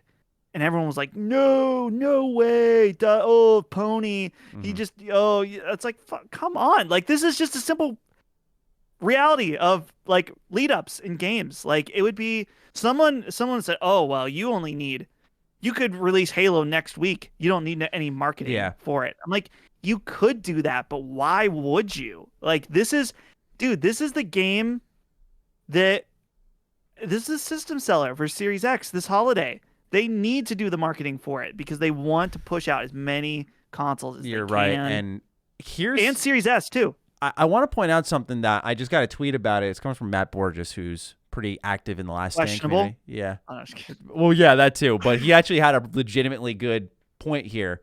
He said, what would a launch last year even have looked like? Half the campaign at release with the rest coming later. I think this is really a good point to make. When they were saying and showing that game off in August last year, what the fuck were they thinking? Now that we see what's being stripped a year later, like, what? Dude, unless Joe Staten came in and was like, yeah, we have a lot of work to do. Yeah, I still trust him, but that's you have to imagine they're crunching on this game, dude. Like, I know people don't want to hear that, but yeah. The development, dude, it's just interesting. I think that the technical preview was good optics for the game because people liked it. Mm-hmm. But the development of this game has been nothing but bad vibes, bad signals. Except for the only thing that has been positive has been the technical preview and the multiplayer stuff they showed at E3. Mm-hmm. That's it. Everything else has been clouded in mystery or skepticism or disgust, which I think that people were a little overly negative about the campaign reveal trailer. I think it looks like it needed improvement, no doubt. But I don't know, dude. I think that I want this to be good so bad. That's the thing. Yeah, you and I both. Part of me, I'm playing through Halo as we talked about earlier. I love Halo. Mm-hmm. I consider I'm kind of, I don't want to say an ex-Halo fan because I still love Halo, but obviously Halo 4 and 5 were not it. Yeah. And so it's hard to wear Halo proudly right now. And so I want to be back, but yeah, I don't know.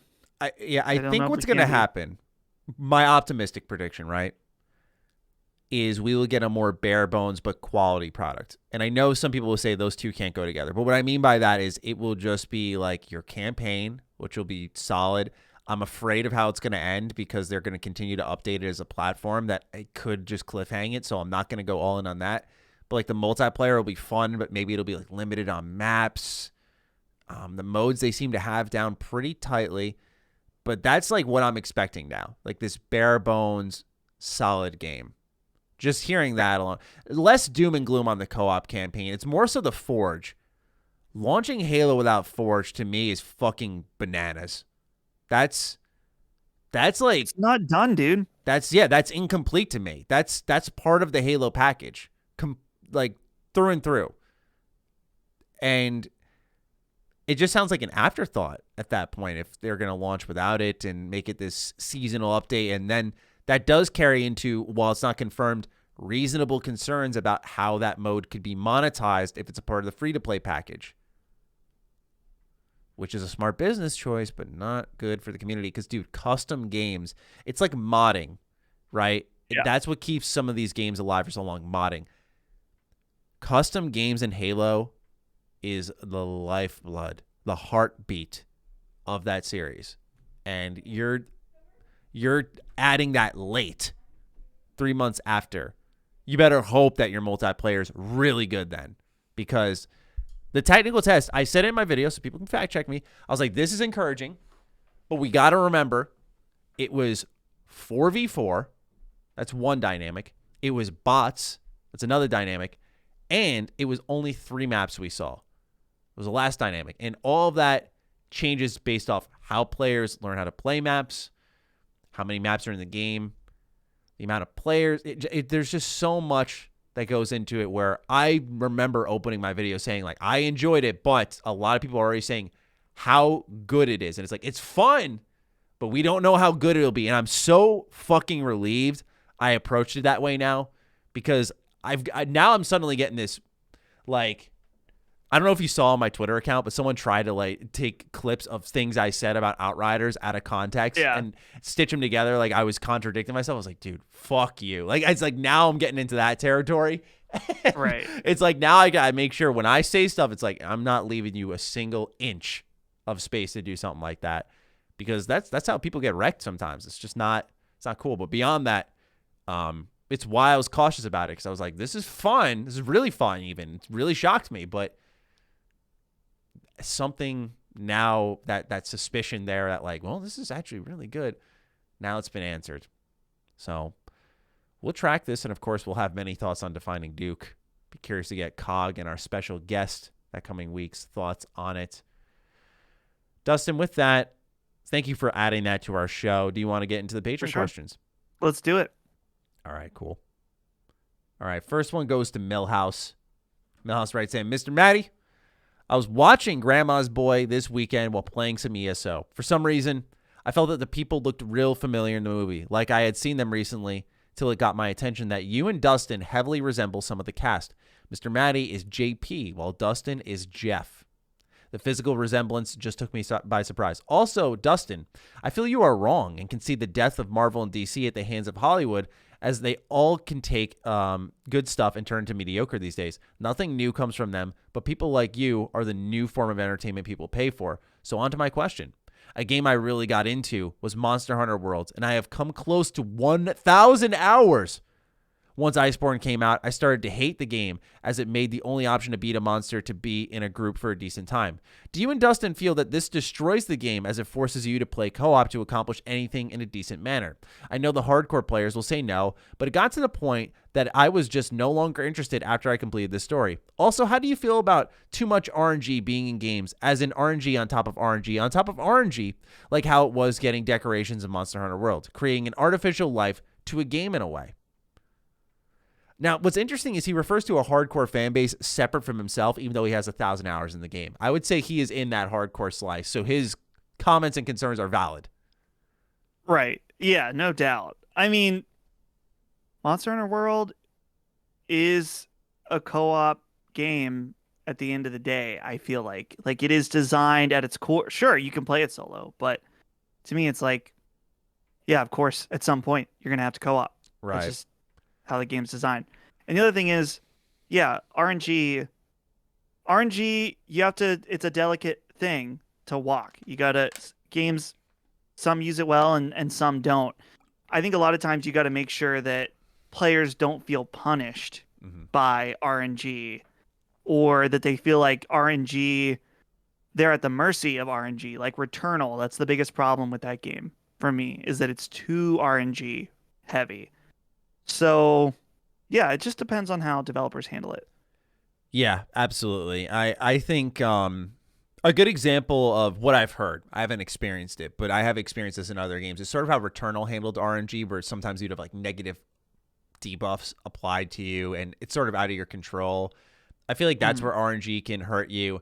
I also don't like it in loot too often. If we're getting loot vomits from enemies where you're just kind of getting new tiers and you're not looking for something very specific, like in, say, Neo 2, I remember there was this, I think, Magatama that you could get that would really beef up your character and like their skill speed or something like that. When you're not looking for something specific, I think RNG is totally fine because then you're just kind of spitting out loot.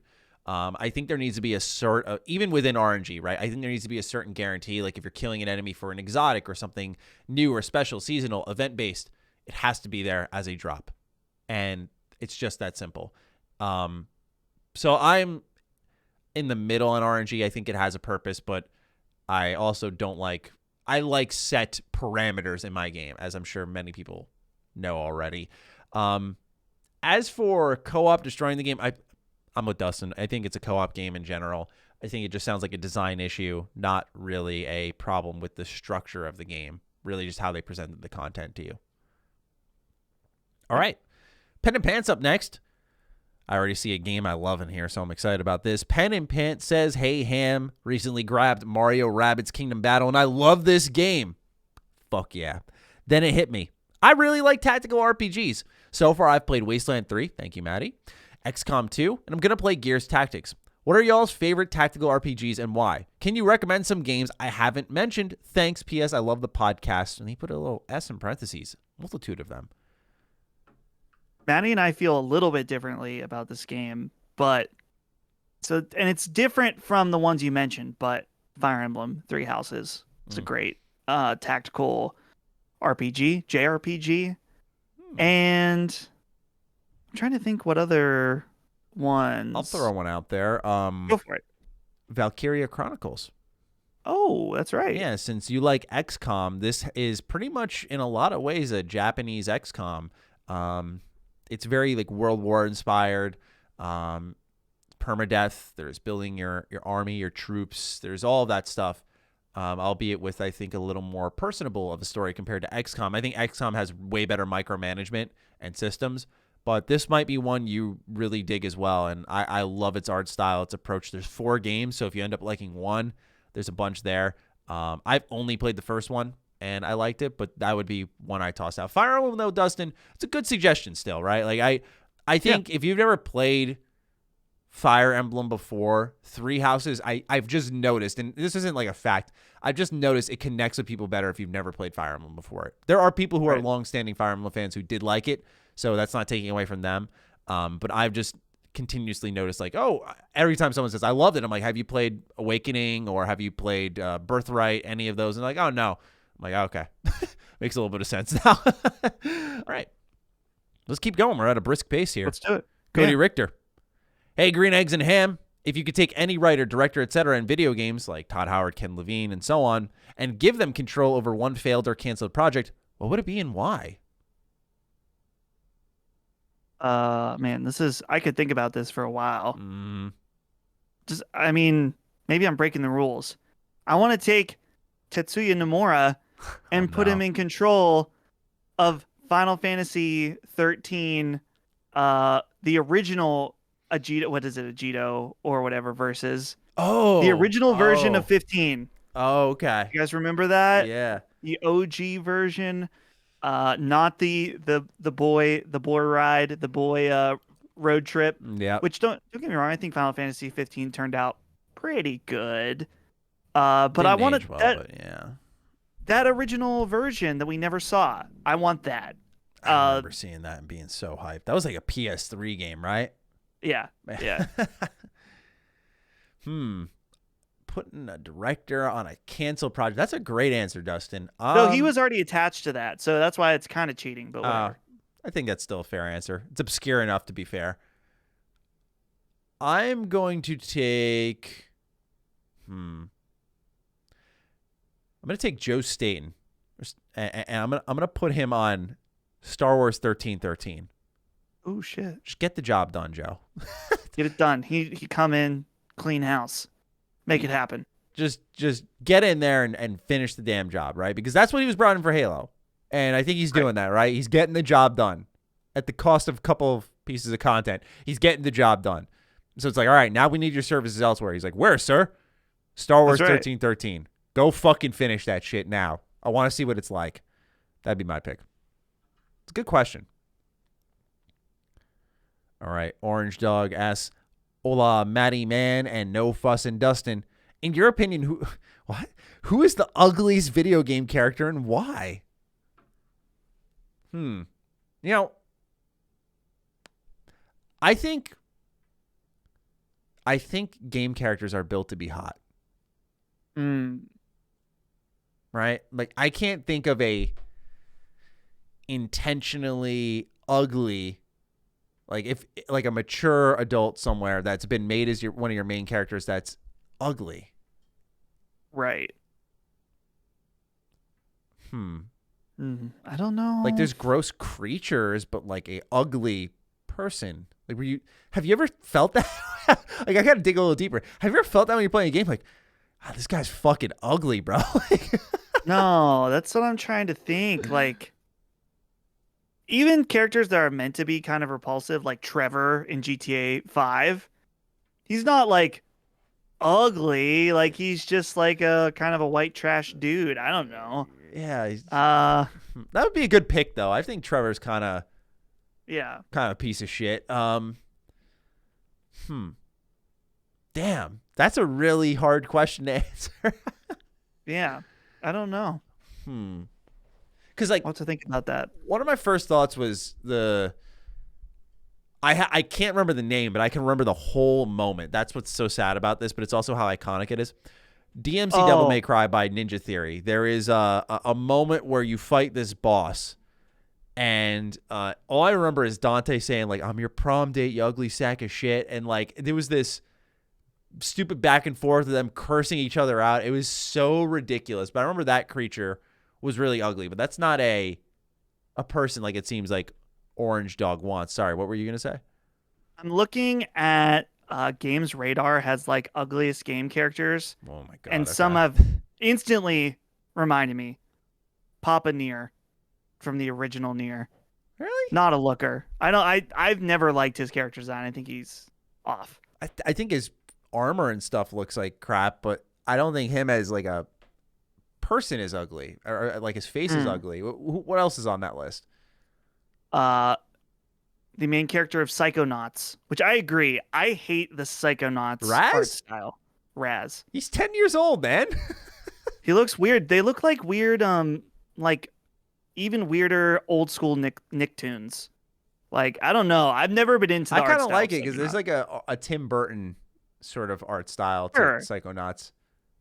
Some of these on here are kind of the Elder Scrolls Oblivion 4. It just says you, like whatever character you create, which is not totally inaccurate.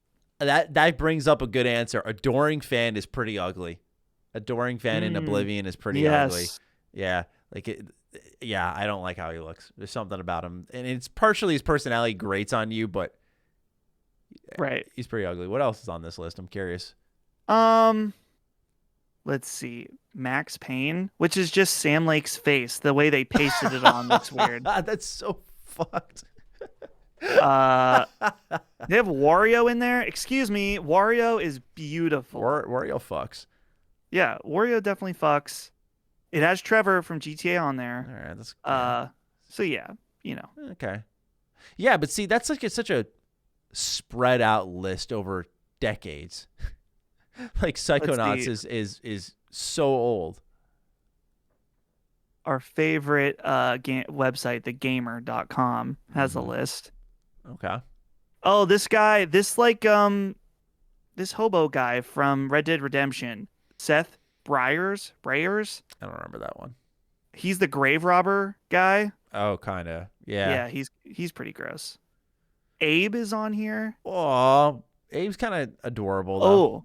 You know who's ugly in a very good, like awesome way is the witches in Witcher 3. Yeah. The witches of Brookbrack Bog or whatever. Is that who I'm thinking of? Yeah, I know what you're Yeah, they're nasty, but it's awesome. Like I agree. they're cool looking. So There are some ugly creatures out there. That's for damn sure. yeah. All right, Lactose the Intolerant 869, you are up next. Hey, boys, I know we usually do a bit and wish each other the only most mediocre days, but I'm going to drop that for now and say I hope you've had a great week. I'm listening to episode 28 of Defining Duke Ultimate, and you're talking about how Back for Blood and you and Cog maybe think the higher difficulty is unbalanced. I've been quarantined with COVID for the last 2 weeks at this point, and I spent all my time on the Back for Blood during the beta sessions. I'm sorry to hear that, by the way. As someone who's had it, it fucking sucks. Once you get further into the supply lines and learn what works best for you and get into different builds, it definitely becomes much more bearable on Veteran and Nightmare. And Maddie, you might like this. I kind of got a MOBA vibe from this game because I feel it's really important to have a proper team comp to succeed. Ideally, I feel like you'd want to have a tank, a medic, DPS, and support. Having some of these support cards that make more resources spawn is really helpful, as well as the cards that help to compound the copper you pick up. Anyway, I'm super excited for this game and can't wait to play it at release on Game Pass. Sorry for rambling. I edited this after posting it because I had more thoughts on it. That's okay, Lactose. And I appreciate the information because to me, that's more encouraging. We weren't able to take that deep dive there. I played for 3-4 hours, and that was kind of it for Back for Blood for me. So it's good to know that the cards will solidify these different builds to make those runs a little bit more feasible. Just a little bit of knowledge there for us. Next is a write-in from Sean Mason. Hey, Maddie and Dustin. Yesterday, while sitting on my deck with my dog, I began to reminisce on life. I decided to divide each part into chapters with a final boss at the end of each one. For example, my final boss was the neighborhood bully, who was 2 years older than everyone. For school, it was the anthropomorphic paper that stood between me and college graduation. For my career, it was my 120 7th grade students on the last day of school. I imagine these battles in the form of traditional turn-based JRPG-like combat systems. If you could divide your life into 3 chapters, childhood, schooling, and professional career, who or what would be the final boss of each chapter? Sean M. I don't know how the fuck he comes up with this stuff. Okay. I really like this one. Dustin, I got to know, who was your final boss as a kid?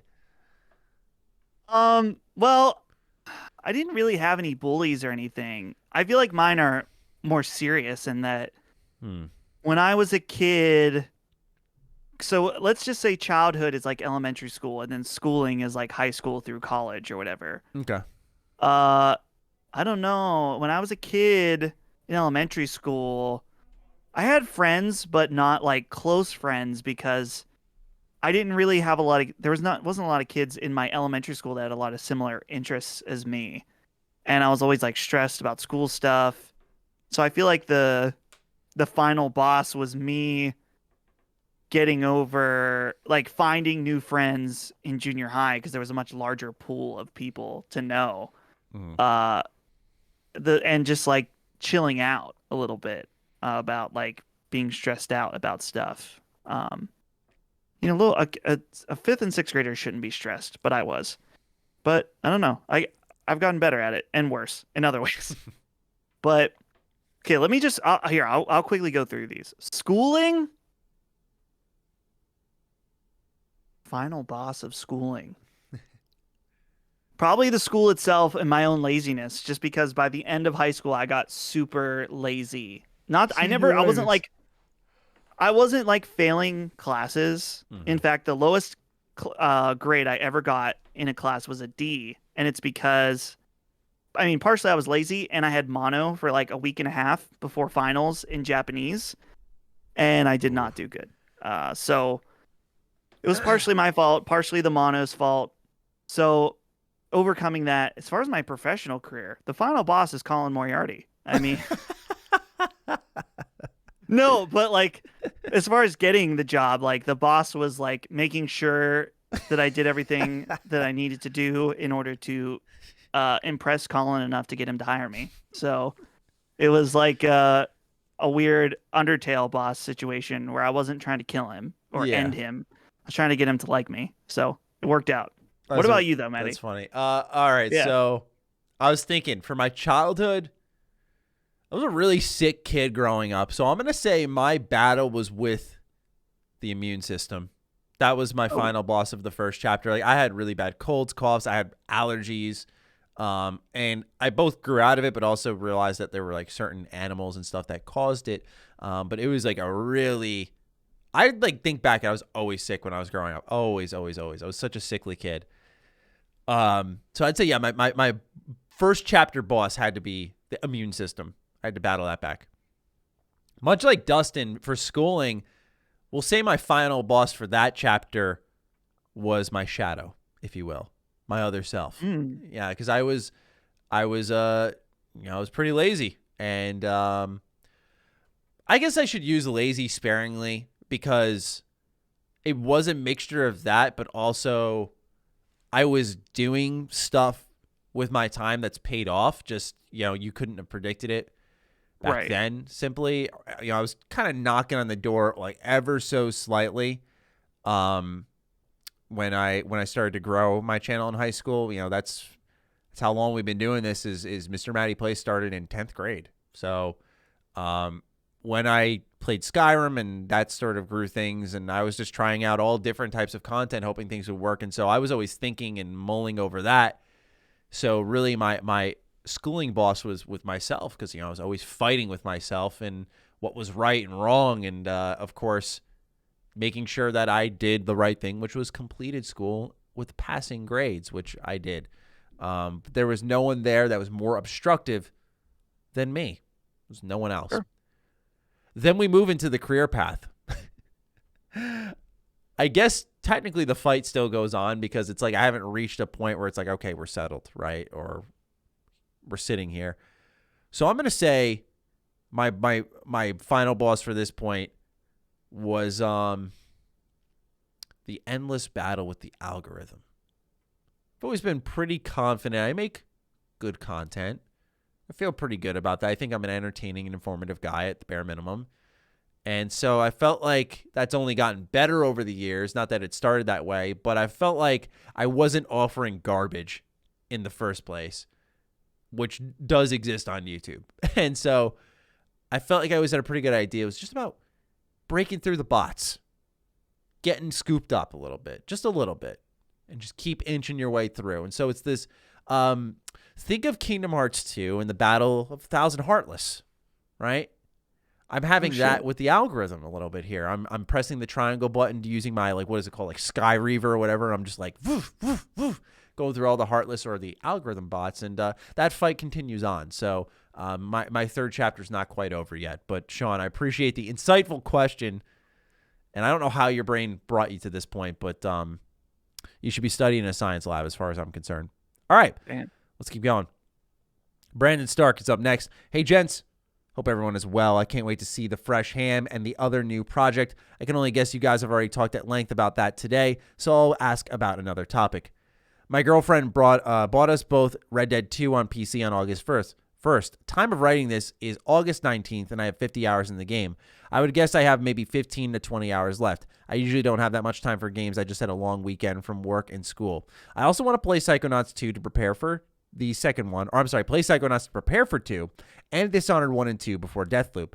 As people who work in the industry, I would imagine you both typically have your plates full with several games, even more than the average person. How often do you feel the need to pick up the pace or even rush through to the end? Cheers. Thanks for reading.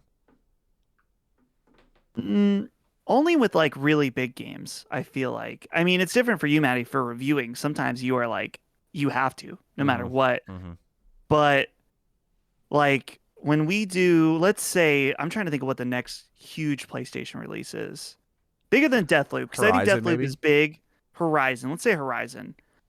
We'll probably do a spoiler cast on Horizon within a month of it coming out, which I think is great.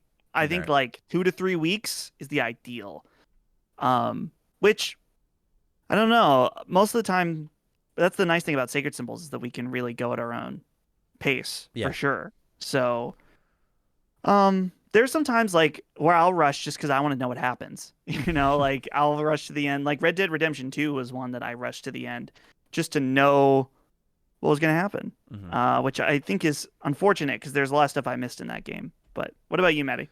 Yeah, I think you bring up a good point of there's a feeling you get of almost an anxiety when playing the game where I think some people mistake it as rushing, as in like you want to get it over with, like you're not enjoying it. And sometimes there's just that anticipation that's built up and like you're just, what's next? And I think sometimes people fail to separate that.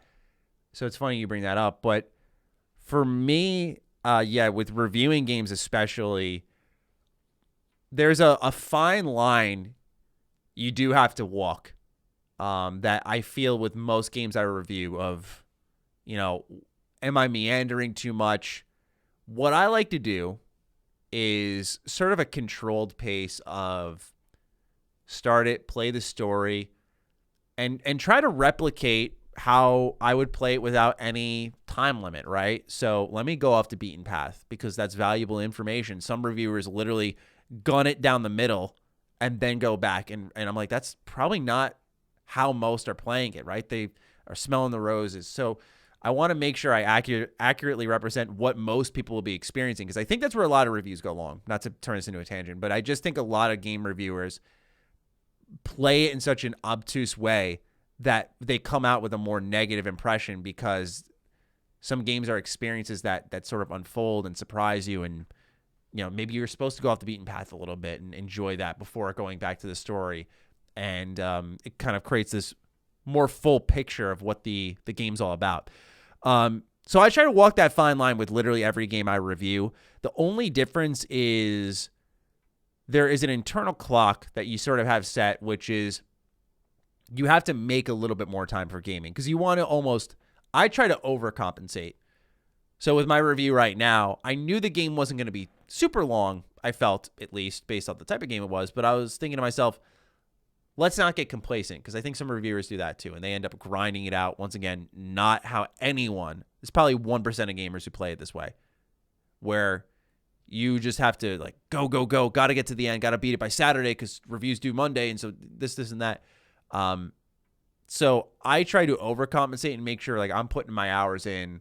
Like when I sit down at night to game, it's usually my time I do play. If I'm sitting down at 8, I'm like, all right, let's play till 1. Bathroom breaks and food breaks aside, like let's play till 1. 5 hours is a good submission of time into a game of any size, I think. And now developers and publishers are being more conscious. Something I do want to give a tip of the cap to, of how big their games are. I have not in a while had a Assassin's Creed experience where they're going, hey, here you go. You've got a week to beat this 50-hour game. Then you really start to feel it, because you may beat the game in time, but producing the review and parsing your thoughts, that's the most important part. So for me, how often do I feel the need to pick up the pace? I think just generally, since I've been reviewing games since 2014, I think that's when Saints Row 4 came out. I've reviewed them since before that, 2013 actually. I've been reviewing them for a while, so I almost have it built into my play style that I don't like to, if I'm not enjoying something, I move on pretty quick. I make note of it, I move on pretty quick. So for me, that could be technically picking up the pace, but it's also not just wasting my time, going to stuff more enjoyable. Then if I have time, dipping back in, seeing if with a second set of eyes on it that maybe I enjoyed that thing I wasn't previously enjoying. So there's a lot more to it there, but that's, believe it or not, the short version of it. All right, who's up next? Chow365. Well, lads, hope your day is going well. I have a quick question for this week's show. When do you guys think we will see the announcement of the KOTOR 1 and 2 ports? Do you think it will be a shadow drop during a State of Play or Nintendo Direct, or be announced as a blog post? I would love to get your guys' opinions on this, as I'm contemplating another playthrough of KOTOR 1. Thanks, boys. I'm looking forward to the live show when it starts. Thank you, Chow. Appreciate it. This is all you, Matty. I have no clue about this. Yeah, so what I was told, and I have not heard from my sources in a while, hence why I've been so quiet on things. What I was told was end of this year. And I'm thinking more and more it might be December, because they were more like winter is what they were saying is when they're going to drop. So my guess right now is based off what I've been told, December. I don't know how they're going to announce it, what they're going to do, because with Lucasfilm in the picture, I think they are going to announce the KOTOR remake sooner rather than later. I've also heard some interesting information on that, which that could also be potentially announced this year. We'll see on that. The Game Awards maybe is a spot I'm thinking, but I don't want to say that for sure. But when it comes to 1 and 2's ports, I would imagine you want to announce and release those before the remake. I could be wrong. But yeah, these are long overdue. They are being worked on. Aspire's doing them. And I'm thinking that they will be out before the year's end. I don't know when, but that's just so far what I know. If I were you, I would wait because they are coming. They are being worked on. They've already ported them, done a lot of work on them for mobile. They did the PC updates. So the next step is really just bringing them to consoles. It's funny because when did Republic Commando come back out? Was that like May or April? And that was a game that, I mean, I remember buying that physically off a limited run, and everyone was so sure like the following month KOTOR would be back because that's what the rumors were at first suggesting, but then I had heard otherwise. So it's only a matter of time, really. I would just wait, especially because there's no pressing desire to do another, because you said another playthrough of KOTOR, so just wait. But yeah, that's all I've got for you. I will check for more, see if any information's floating around. But for now, that's all I have. All right, Vault 101 guy, you're up next. Sup, guys? Couple of questions. I've been playing Hades since it landed on Game Pass and was a bit hesitant because I don't like the idea of roguelite and how these games play. But I'm in love with Hades. Any suggestions for fantastic games that are like Hades? Also, why is PlayStation so quiet? With Xbox seemingly dominating the news cycle for a while now, does PlayStation have nothing to show? I want to start off with the second question for you, Dustin, because it's something I've been thinking about. Do you think like a state of play is on the horizon? Do you think there's a need for them to speak up, or is it just a quiet time of the year for them? I think they've been quiet for a while. I'm kind of surprised they haven't said anything, but I mean, look at the lead up to the PS5. Sony went dark for like an entire year. So they got to say at least soon, you would think that Horizon's delay or whatever, but the fact that we have sources saying that Horizon's delayed and they haven't come out and just said it is kind of odd. I think that I don't know. I would have thought that they would have done a state of play by now, but maybe they're going to do one. It's September. Maybe not. Maybe they're not going to tell us anything until like end of the year or something. Yeah, who knows? You know, because there's certainly a palette of games that you could think of off the top of your head that they could dive into, right? Like Forspoken, of course, Deathloop very soon. Horizon, even though it got delayed, they probably want to show that again. Does that need its own state of play? I feel like the format, for me on the outside, right? Like I'm into PlayStation, I keep track of their stuff, but I'm not as deep as someone like you. For me personally, just looking at it, I have trouble reading their format where it's like, okay, you've done a specific state of play for certain games, and then you've done certain state of plays. Like I think they ended one with The Last of Us at one point, but that's like a very significant game. So I have trouble reading it. Where what would you expect if they were to show up with one? State of play. New Horizon release date. God of War footage, maybe more on Gran Turismo, and they got to start detailing what other releases they're going to put out next year. The only thing we know about right now, well, we know about Gran Turismo, which was delayed into next year, and we know about God of War. So and those are PS4 games now, right? So right, there's a little bit of a soft and blow there. Not that they won't set the internet on fire when they're shown, but you get my point. Right. That's the thing, is that they're kind of lacking as far as the exclusive front, or at least what we know about.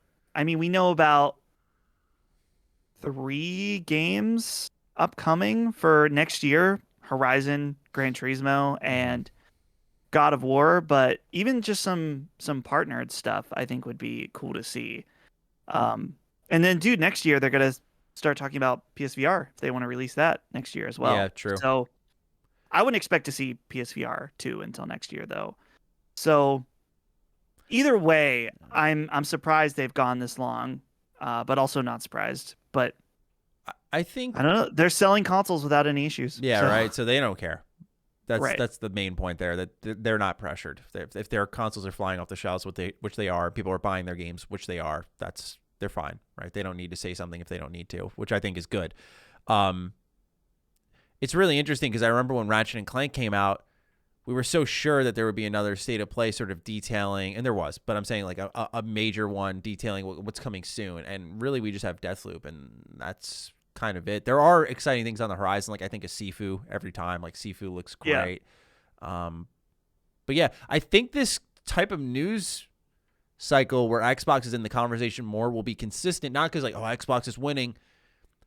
The benefit of Game Pass is that you make these third-party games as important as third-party exclusives without the exclusivity deal. So a game like Back 4 Blood, I would never have covered on my channel, and I know many outlets that focus on Xbox stuff would never have talked about. But because they are part of that Xbox ecosystem and something that's coming up, it gets much more focus and conversation, and therefore Xbox is in the conversation because you got to look at it from two angles. Game Pass has such an undeniable value that you got to look at it, is this worth your download, and is this worth your money? And so I just think as long as Game Pass continues to get third-party deals and big day one games at that, they will likely outpace PlayStation consistently in the news cycle just because of the way they deliver content, where PlayStation's more exclusives, timed deals, third-party deals that are bigger pops, whereas Xbox is going to be there more consistently.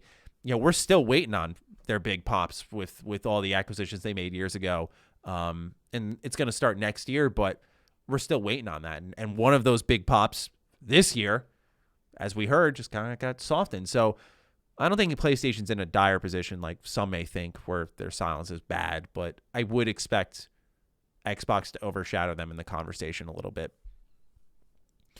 Do you have any roguelites suggestions for Vault 101 since he likes Hades? The roguelikes are not... Hades is totally unique, I think, in its gameplay tied with Rogue. But, I mean, I'm not big on roguelikes a lot, but maybe Dead Cells, maybe Rogue Legacy. Those are two that I like. I remember enjoying Dead Cells a little bit. There's one this is going to bother me. Maybe you'll know the name of this. It's an indie game. You're working at like a job, and you go through these different rooms, and anything around you in the room is a weapon that you can then pick up. Oh, this is going to bug me. It looked really fun. It was on Game Pass. They just did a limited run release of it. Oh, this is going to bug me so much. Are you looking it up right now? I'm from limited run. I don't know, Maddie. It's going to bug me. It would be a great River suggestion. City Girls? No, not River City Girls. Hold on. This is It's not a roguelike. limited run games. They're doing Quake, by the way, which is pretty cool. Yeah, I saw that. Limited run games, we'll say recent releases. Let's see if that brings us anything here. This is just horrible. Now they got Contra. I think Going Under. I haven't even heard of that game. That might actually be it. Why does that stand out to me? Hold on, I might have it here, Dustin. We're digging deep here. We're quite literally going digging deep. It is it. Okay, look up Going Under. It's you play as an unpaid intern as you go to different workplaces, and the roguelike is like fighting. It says you explore the ruins of failed startups. So it's very like corporate driven. It's very cool looking. I would say give that one a look. It's pretty interesting. I don't know if you'll like it compared to Hades, but there are some really positive reviews for that game. All right, just a couple more questions. Golden Goose is up next. Thank you for writing in. How's it going, guys? Hope this finds you both well. First off, got to start with a little update. Sadly, did not get the job I applied for, but I do want to thank the Ham fam who gave me a lot of support when I said I was applying. Y'all are the best. It's our pleasure. We're happy to support you. Now on to the question. So I'd like to know, what's that game in your backlog that you feel you need to get to, but just haven't had the time to? I know one I keep putting off is The Witcher 3. Thanks, boys. Keep on keeping on. Chrono Trigger. Oh, that's a good one. Never played it, but I want to. That's a very good one. How long is that? I'm assuming it's JRPG long. Well, it was an SNES game. I mean, it's got multiple endings, so there's also that in the mix. What version would you play? Would you play it on your SNES or would you play that on your DS? I don't know if you have a DS. I do have a DS. It's 23 hours. That's not that bad. That's way shorter. I thought. Wow. I would want to play it on the SNES, dude. I mean, I've got the hookups to do it on a CRT, so that would be the way to go. I have it on SNES. That's like a rare game too. Oh, do you have it like complete or in demand, or just the cartridge? I got the cartridge, dog. Wow, the real deal. Yeah, what a guy. So at some point, I'm gonna need to play that. I think for me, Pokemon Conquest. This is funny enough a DS game. Ooh. And it's this mixture of Nobunaga's Ambition, this kind of tactical RPG, except they have Pokemon. I don't know if it's good or bad. It looks like it got good reviews, but I remember seeing it, and I bought it physically because I was like, this game looks awesome, and I'm going to play this one day. But every time I kind of survey my options, I'm like, not yet. Not yet. I keep putting it off. That's the first one that comes to mind. Like, I look at my shelf. I have like a whole shelf of all my retro games, and this one, like, it commands my attention because, like, when I walk into my room, there's my bookshelf, and I see all my games, and it just like it's the first thing I make eye contact with when I walk in. Right. I'm like, Pokemon Conquest one day soon. There's plenty of others, but that's probably number one on my list when I get some time for sure. Nice. Last question goes to Unkempt Hawk. What's up, Ham boys? Just want to thank and curse you, Matty, for awakening something from the depths of my gaming history. A few weeks ago, you were discussing MMOs, specifically the Old Republic, and you mentioned playing a lot of RuneScape back in the day. I haven't played for years, not since like 2008, and I got curious. Fast forward a few weeks later, and I'm logging in daily to grind out different skills. I found that RuneScape is so chill and relaxed, particularly since it's mostly just doing non-combat skills, that this game is great to have running in the background while listening to podcasts or watching shows. Yes. This is a fucking really underrated point of RuneScape, is that it demands your attention a little bit, but the non-combat skills are so good. Anyway, thank you for writing in about that. This has brought to me my question. This has become my Zen game. What are some of your favorite Zen games, gentlemen? Thanks for the awesome podcast. Looking forward to the changes coming to Ham. Thank you, Unkempt Talk. Appreciate you. All right, Dustin. Do you have a little bit of a zone out game? Sure. Tetris Effect. Oh, yeah. Great one. Which is now out. The connected update is out everywhere, including Steam, and it's coming to Switch. That's a great one. Another game, though, this is one that, you know, it's hard to just like pick up and leave it and come back. But Stardew Valley is a very relaxing game.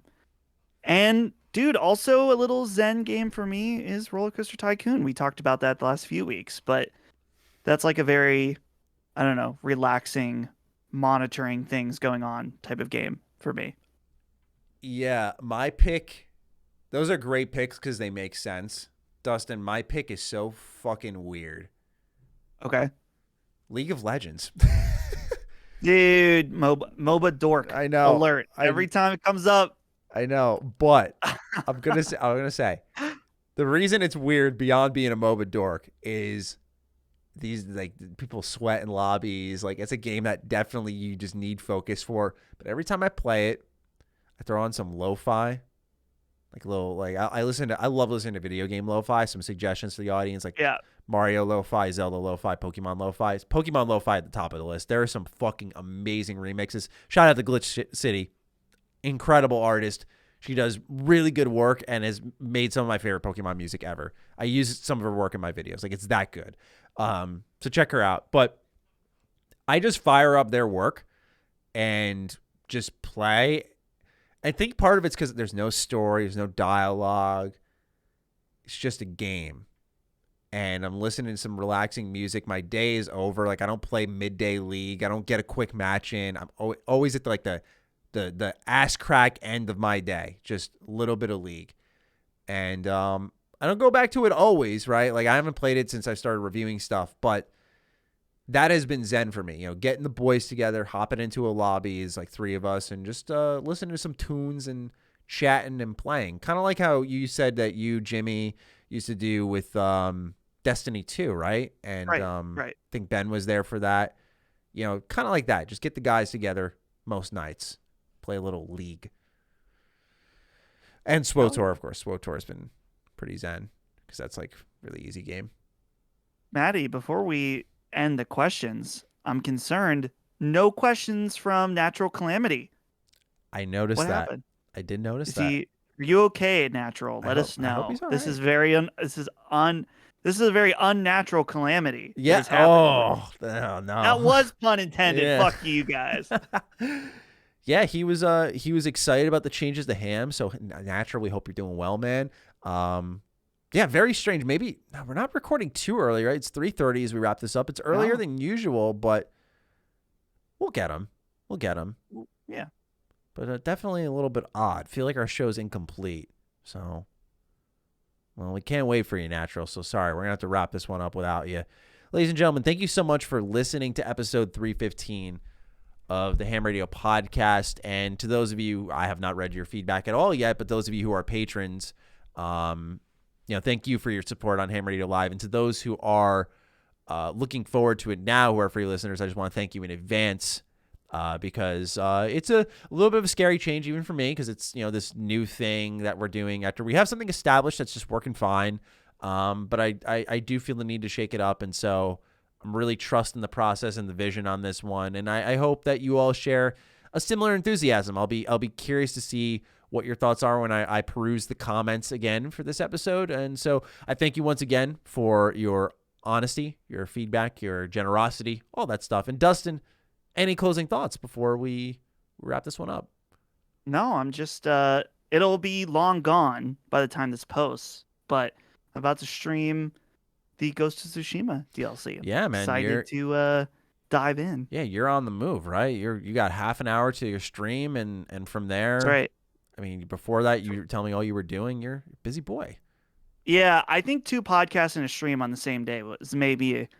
Well, no, we'll see how I feel during the stream. The stream is chill, just like hanging out. So I think you have no choice but to chill at the stream because you've used your microphone energy for 2 things beforehand. When you really think about it.